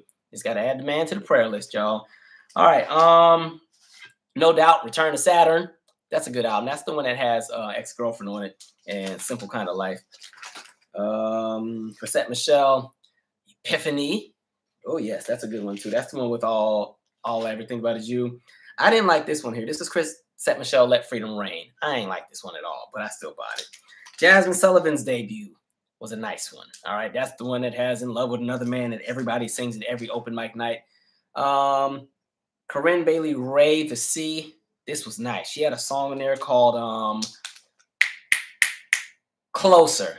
That's a sexy little song right there. It's all nice and sensual. That definitely was on my little late night when I got company playlist. Jennifer Hudson's debut. What else is on here? This is Kelly Price, the one that came out in 2003. The one that has He Proposed on it, and I Live Here Now. Deborah Cox, One Wish. I got all the singers today. Keisha Cole, The Way It Is. Boom. Kendrick, The Family Soul. This is a lovely album. In This Life Together. I loved it. I need them to come back. All right. At least I think Far Away is definitely that's definitely like a staple. That song will never get old. Anthony Hamilton, The Point of It All. Me and Tana May used to play this one out in college. This whole album, like this song, the song "Stay" was on heavy rotation. Now, that was a good one. I'm Praying for You, Raheem Devon, Love Behind the Melody. This is the one with Customer and Love Drug, and what else was on that one? Damn, that's a long time ago. Woman is on that one too. Justin Timberlake. I can't act like I didn't have the album. Future Sex Love Sounds. It was cool for what it was. Donnell Jones, Where I Want to Be. That's the one with You Know What's Up on there. Bobby Valentino, Special Occasion. Ruben Studdard. This was his second album, The Return, that none of y'all bought, but he had some okay songs. There was a song called I Just Want to Make You Feel Beautiful. That was really nice. Pleasure P's album was actually really nice. That's the one that has Under on it. Genuine, A Man's Thoughts. Y'all didn't buy that one either, but it was nice. That's the one that has Get Involved on it. Um, Ryan Leslie. I guess it was just called Ryan Leslie. This is the one that has Diamond Girl on it. That was a nice album. JS, remember them? The little ice cream girls, and they had the song Love Angel. That was nice. Look at this. Rihanna's debut album, Music of the Sun. Dondria. I forgot what song she had, but she was that girl that was JD's protege. What was that song? You're the One, or something like that. You're the one for me, something like that. Set It Off soundtrack. Aaliyah, One in a Million. I held on to this one, especially when all her stuff was inked off the streaming. Amp Fiddler. I always talk about him, but this album is called Afro Strut. He used to play for Maxwell, and he has a lot of the instrumentation on Maxwell's debut album. There's a song on there called Come and See Me that's really nice. Raphael Sadiq. Which one is this? The Way I See It. There's a song on this one called like Keep Marching, Never Gonna Let You Go. Okay, I got some jazz in here. I got a Kenny G album. I was on something on that one. Kenny G, The Moment. I was on some bull on that one. Okay. Norman Brown. Here we go. After the Storm. All right. Had to bring it back. All right. Oh, Juanita. Okay. So this girl, it's either Janita. No, it's Janita Seasons of Life. She's a jazz singer. Has some really nice albums. Her song, there was a song called The Way Love Goes and Bear With Me were really good. Jagged Edge. Jagged Little Thrill. Where the Party At? Somebody said, what's wrong with Kenny G? I don't have a beef with Kenny G, but I think as I started expanding my ear with jazz and started listening to Duke Ellington and stuff like that, I just kind of side-eyed Kenny G a little bit. But he has nice projects, to be honest. Tank, Now or Never. Which one? Wait, this is which one? This is, if I'm correct, this is the one that has, damn, I can't remember. There's something on there. It's not the one where he has a song with Chris Brown, but it's, I don't know. It'll come to me later. Eric Benet, Lost in Time. This was a nice one too. Sex Music. There we go. Eric Benet, Lost in Time. This was a nice one. This is the one that has Sometimes I Cry on it. Shaka Khan, Funk. This was a great one. All right. This is the one that had, somebody keeps saying, what about Michael Jackson? I think the ones we've showed so far, I showed Thriller and I showed Dangerous. I got some other ones in here. I haven't got to all of his stuff. Funk This was a great album. There was a song on there called Once for All Time and Disrespectful and Angel. These were nice. These were some nice tracks. Vivian Green. This is the one that has Gotta Go on it. What album was that called? It was called, I guess it was called Vivian. All right. Natalie Cole, Unforgettable. Changing Faces. I forgot I had this. This is the one that has Fooling Around on it. Oh, I didn't know I had this. Tina Turner, Simply the Best, Greatest Hits. Y'all better pay her flowers. I don't know how much more time she's gonna be around. The Chronic, we already know what that is. Dr. Dre. Tribe Called Quest. I think this is one of the greatest hits ones. Yeah, this is the greatest hits ones. I have all their vinyls. Look at this one, guys. Big Willie stuff. This was the first album I bought at the store that I could buy on my own. No judgment. I was 9. All right. It was a nice album. NERD, Seeing Sounds. I like their stuff. Their stuff is pretty fun. Al Green, Lay It Down. This was a lovely album. It was really, really nice. That's the one that has Stay With Me and What More Do You Want From Me? This is The Roots, Rising Down. This is the one I had mixed up with The Hand. I knew I wasn't crazy. I knew it was somewhere in here. All right. Busta Rhymes, Big Bang. This is the one with The Ghetto and Touch It. Yeah. Twista, Kamikaze. Everybody in high school had this album. And all of us used to try to do the song, What's My Favorite Drink? And we used to do this other song. Dang. Yeah, and you know I could talk fast, so I used to be able to kill it. I don't remember the lyrics now, so I'd embarrass myself if I tried, but that was fun. Every great Motown hit of Marvin Gaye, Greatest Hits. This is another, this is Basic Frankie Beverly, Greatest Hits. All right. Yes, We Are One. Patti LaBelle, Burning. This is my favorite Patti album. That's when Patti LaBelle went New Jack Swing, was working with Big Daddy Kane. Jade, To the Max. That's the one with Don't Walk Away and One Woman and I Want to Love You. Or I Just Want to Love You. SWV's debut. I really can't tell. Silk. Remember them? Lose Control. This is the first. This is what 92. What did they have? This is the one that has the song "You" on it. If you remember that song, "You," I knew it had to be you. Blue Cantrell, Bittersweet. None of y'all bought this one, but this was a really nice album. Damn, man, how many albums I got? We're gonna be here all night. All right, we're almost done, folks. Fatty Coo. They didn't last long. This album was terrible, but Chills was a nice song, and so was that Bounce Back Bounce. Oh, somebody asked, did I have any nows? Look, I found one. This is now, I think this is now eight, I think. Yeah, that's an 8. Now 8. That's crazy. They're on like now, whatever number they're on now.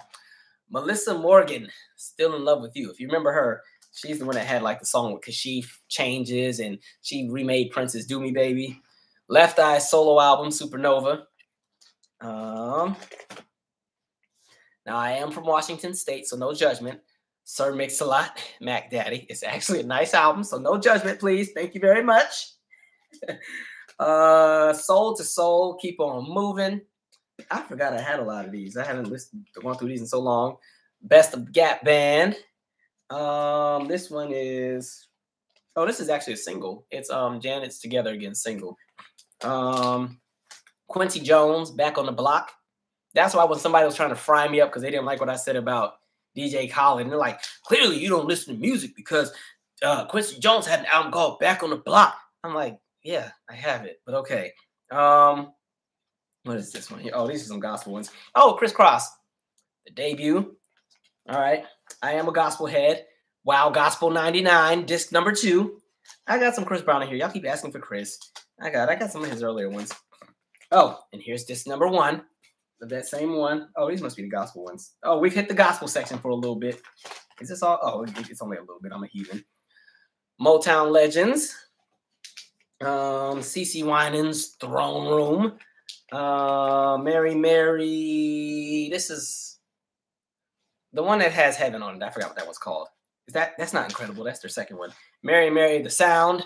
That's the one with God and Me, which I always used to get mixed up with Blame It on the Alcohol. It's the God in my alcohol. Sorry, God. I'm just kidding.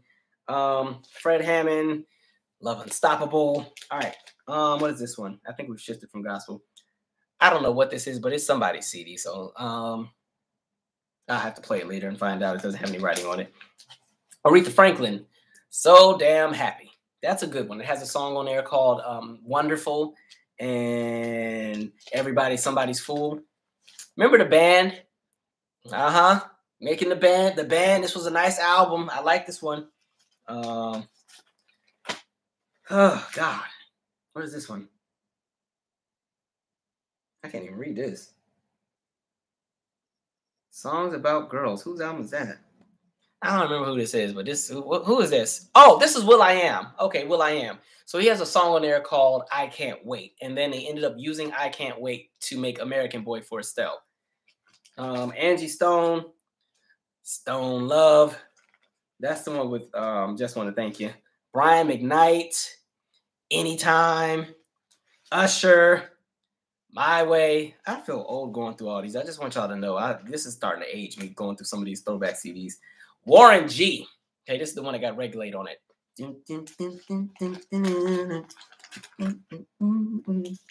Lisa Stansfield, Affection. All right, that's that lady that had the Been Around the World song. Just couldn't find her baby. I know she killed him when she finally found him. Got me flying all these countries and you know where to be found. Introducing Joss Stone. She's one of the blue-eyed soul folks I actually support. I rock with her. High Fives debut. All right, that's the one that got Kissing Game on it. Here's my person. Phyllis Hyman, Prime of My Life. This, if you're gonna buy any Phyllis Hyman album, buy that one first. She's amazing on that one. That has when you get right down to it. I love that song. Love and Basketball soundtrack. My God. Oh, Fighting Temptation soundtrack. I used to just be buying CDs back in the day. No Judgment, because he was the man when I was a child. MC Hammer, Too Legit to Quit. All right, you can say what you want, but that little stretch from the song, Release Some Pressure through the song, Count It Off, used to knock. Anita Baker, Best Of. So look, when she told everybody to stop streaming, I was in good hands because I already had the material. The Best Of After 7. Terrell Ramsey. She was that woman that won the Born a Diva show on VH1, and then she was on The Voice as well. Oh, look, I have a J-Lo album. I didn't know I had it. I have Rebirth. This is the one with Get Right. Okay, that makes sense because I like that song. Yes, and it has a song, Whatever You Want to Do. Chris Brown fame. I know you Chris fans kept asking.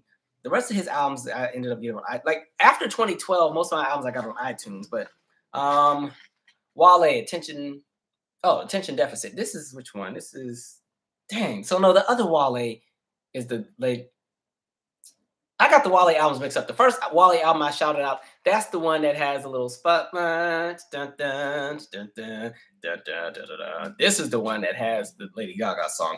Oh, well, I be getting these things all mixed up. I think that's it. All right, I am not going to go through I have like 4 more of these, and I'm not going through them. So that was fun. I got Ashanti. We went through Ashanti. I have, hell, do I got any more? We did chapter 2. I think I ain't about to go through all these, y'all, while I go down and look. What else is in here? These are mixes, I think. Yes, these mixes. Yeah, those are mixes. I'm going to take that. Oh, we got some more in here. Well, these are actual CDs. All right, I'm going to go through the last ones and then we're done. All right. Man, these are actually in the cases, too. God dang. Okay. How am I going to go through these? So, looks like these are just actual cases. I don't know if the CD's actually in them. Sheesh. I think we already shouted this album out. Kanye the Dreamer. They gave me this at one of those Grammy U parties. That Regina Spektor lady. I never listened to it. It's still in the... I don't think I ever listened to this one, so I don't know how this one is, but I'm sure it's okay. What is that? Oh, that's actual software. All right. Yeah, see, we've already seen most of these. 211, Monica New Life, Wale. Like, these are ones, I think we went through most of these already, so never mind. Oh, Layla Hathaway, this is a good one. Where It All Begins. There's a song on here called Lie to Me, like L-I-E. Beautiful song. That's one of her best songs. I really enjoyed that one. Elle Varner. I'm trying to skip the ones we already showed. Drake, I think we did this one. You know who this is. Had to get both versions. That's Miss Jackson. What are these here?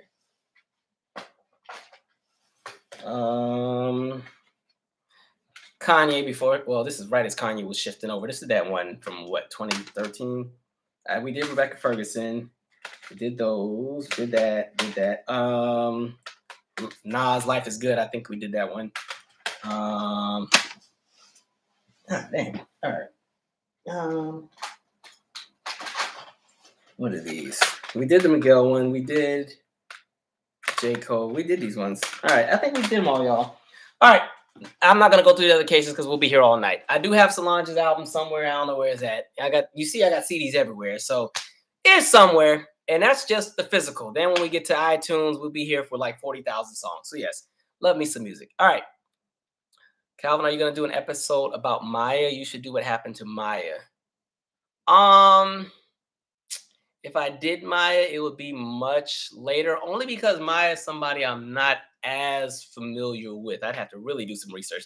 It was really easy doing the ones that I've done because I was already a big fan of all the ones who've been featured so far. So it was easier to kind of remember. And a lot of them I remember following as the things were happening. So a lot of it was kind of like just remembering different things and then going back to research and confirm that that really happened. When Maya came out, I lived in Europe, and the songs didn't really make it to Europe from the debut album. That's the one that has like It's All About Me and Moving On and all that. And so I didn't even hear those songs until like I got back to America years later.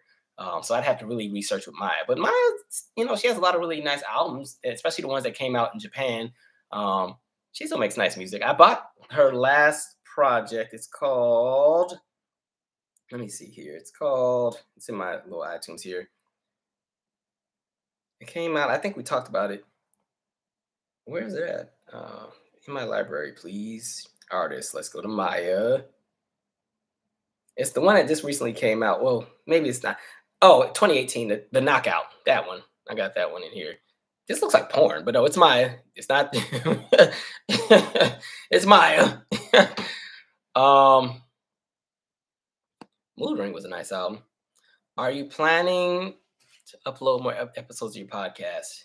Yeah, I should have already did that, honestly. I meant to do that in between, while I was on my little break in Georgia. But I was afraid that if I went 3 weeks without uploading a video and then uploading a podcast, y'all would cuss me out like, oh, so you can't upload no videos, but you gonna upload this podcast. So I try to read the room. I usually upload the podcast after I've had a really great upload or something, and then the podcast serves as usually filler only because most of those episodes people have already heard if they follow the podcast. But it is time for me to actually record a new one as well. Tracy Spencer. The album I have with Tracy Spencer is the one that has Too Much of Nothing. I think that's the one you're talking about, Coffee K. Remember the little too much of nothing and not enough of real thing. That was a fun one. I'm leaning towards Boys the Men or Tony for the next So It Happened. I want to kind of balance it out because I want to do a lot more of the male acts as well. We hear a lot about the women in entertainment because they tend to be more successful, but I want to give the men a shot as well. So we'll see. But it's gonna be a while. I'm not gonna do a So What Happened for a good minute because they take a long time to put together. That Janet one, I had already been collecting all the videos and the footage for weeks before. But when I actually started, as far as keeping what I use in filming, I started that on like September 8th, and then it came out on like September 26th.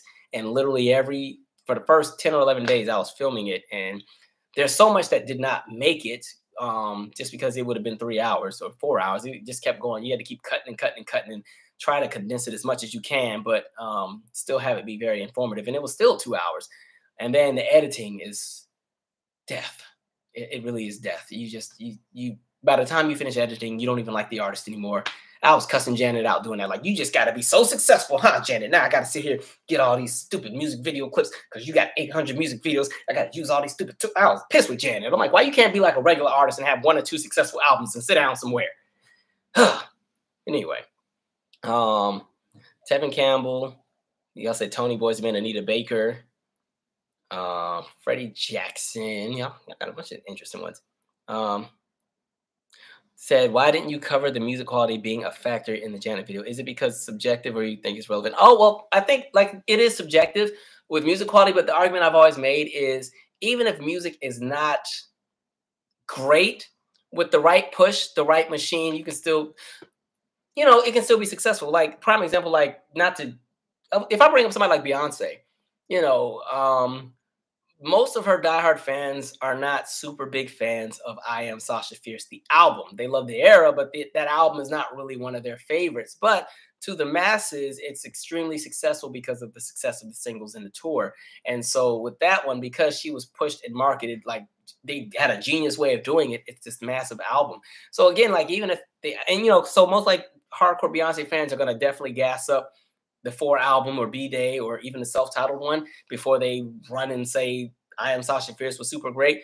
And so again, like, it's all about marketing. I think with Janet, I think Demita Joe's that last album that can kind of sit comfortably with her super stellar albums. I think Unbreakable falls in there in the mix somewhere too. Discipline and 20YO, I've always been iffy with. What I like about 20YO is the second half because you can hear the Jimmy Jam and Terry Lewis production on those slower songs, and songs I can enjoy remind me that Janet Jackson was still Janet. But a lot of the up-tempos in the beginning of the album got dated really bad, but they fit for 2006. With Discipline, I think sonically it sounded better in the first half, especially with like songs like Feedback and Love and Roller Coaster and Tonight and whatever else is on there. But it's an album where she feels distant because she didn't write any of it. And then even vocally, it's her laziest album. She didn't even like try, honestly. She just was like, all right, here's these songs. And that's because she wanted to tour. She wasn't pressed to record it, and you could tell. So I always felt like 20YO and Discipline, if you could have merged the best of and made that one album, that would have been a dope album. So yeah, I didn't want to put a conversation about quality in the episode because again, it's subjective. And I've done that with all of the albums. I'll say what I like about the album and I'll highlight what could have been better, but really it's the focus on the structure of what happened behind the scenes. Because most albums that don't do well because they're not good. There's usually something else that happened. I have Arrested Development. I just don't know where it's at.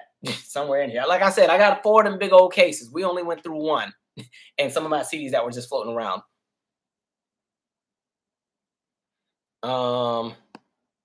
Let's see. Said, let's revisit those vocals on Ego. I like Ego. Wait, what's wrong with Ego? Is it bad? I don't know. All right, I missed whatever the context was. All right, we're still on this. It's midnight.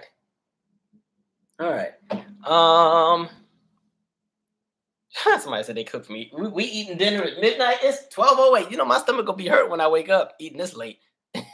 Craig David is fun. I have his sophomore album. I don't know where it's at though.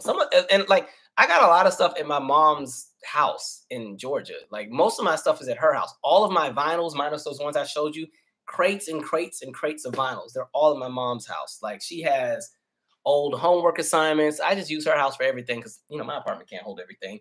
So I use her house for everything. You know what's really cool? While I was looking for these CDs, maybe one day we can go through them and I can figure out how to play them. If I can get this to come out. So these right here, I used to make music on my keyboard in middle school. And when I went to my mom's house, I found them. I used to like make whole little instrumental albums. I got to figure out something I can find that plays cassette tapes so I can listen to them. But you know, all 5 of these are the songs I used to make on my little Casio keyboard in like 6th and 7th grade. So that'd be really cool to go visit these and see what it was I was thinking of at the time. Interesting. All right, can we go to bed, folks? I was supposed to get off this an hour ago, and we've been on here for 2-3 hours. Let's see. This has been really fun, guys. I thought this was going to be somewhat of a dry session since I was tired, but we made it work. And I appreciate y'all. Y'all are the best. Somebody said I miss cassettes. The only beef I had with cassettes was you had to rewind them. That's the only thing that sucked. I think I don't remember if I told it on here or somewhere else, but I remember I had my dad's bad cassette and I was trying to play and I did something. And when I was trying to take it out of the little tape player, the black stuff got stuck in the little gears and I just kept pulling and it wouldn't come out. So I just popped the thing so I could get the tape out. I was like 4 or 5. You know, I got in trouble over that. And at that time, look, that was hard. It was hard to get some of them albums because Michael was selling so many. But anyway, I'm gonna go to bed, guys. And I look real greasy right now, so I need to go wash my face. I've been sitting under this light. All right. Somebody said I feel like I wasted so much money on iTunes at that time. I don't think it's wasted because at least I don't know what you're talking about. I'm guessing you're talking about buying albums on iTunes. I think at least with iTunes, you will forever own the albums. That's my only fear about streaming. Every time they get in a fight with their label or something, then the stuff gets taken down and then you can't listen to it. That's why we had to wait years for Aaliyah music and years for Tony Braxton's Libra and years for the Tank album and years for Timbaland and Magoo. So, man. All right. This has been fun. I'm going to bed, guys. Please stay safe out here because folks are still crazy and the world ain't changed a bit. Protect your mental health. Do all the things that make you happy. Find your serenity. I am out. Again, remember what I said for those who want to do the book club thing, just put your book suggestions in my community page where I had the announcement about this video. And then remember, November 19th is the Zoom party. We will make up for the shout out video to be out at some point. And we definitely have to do an R&B is Dead video because y'all have been asking. So it's all coming. Hey, life happened. I had a few deaths nearby and I had to travel. So I haven't been here, but we're here. So thank y'all for rocking with me. I'm out. Good night. Stay safe.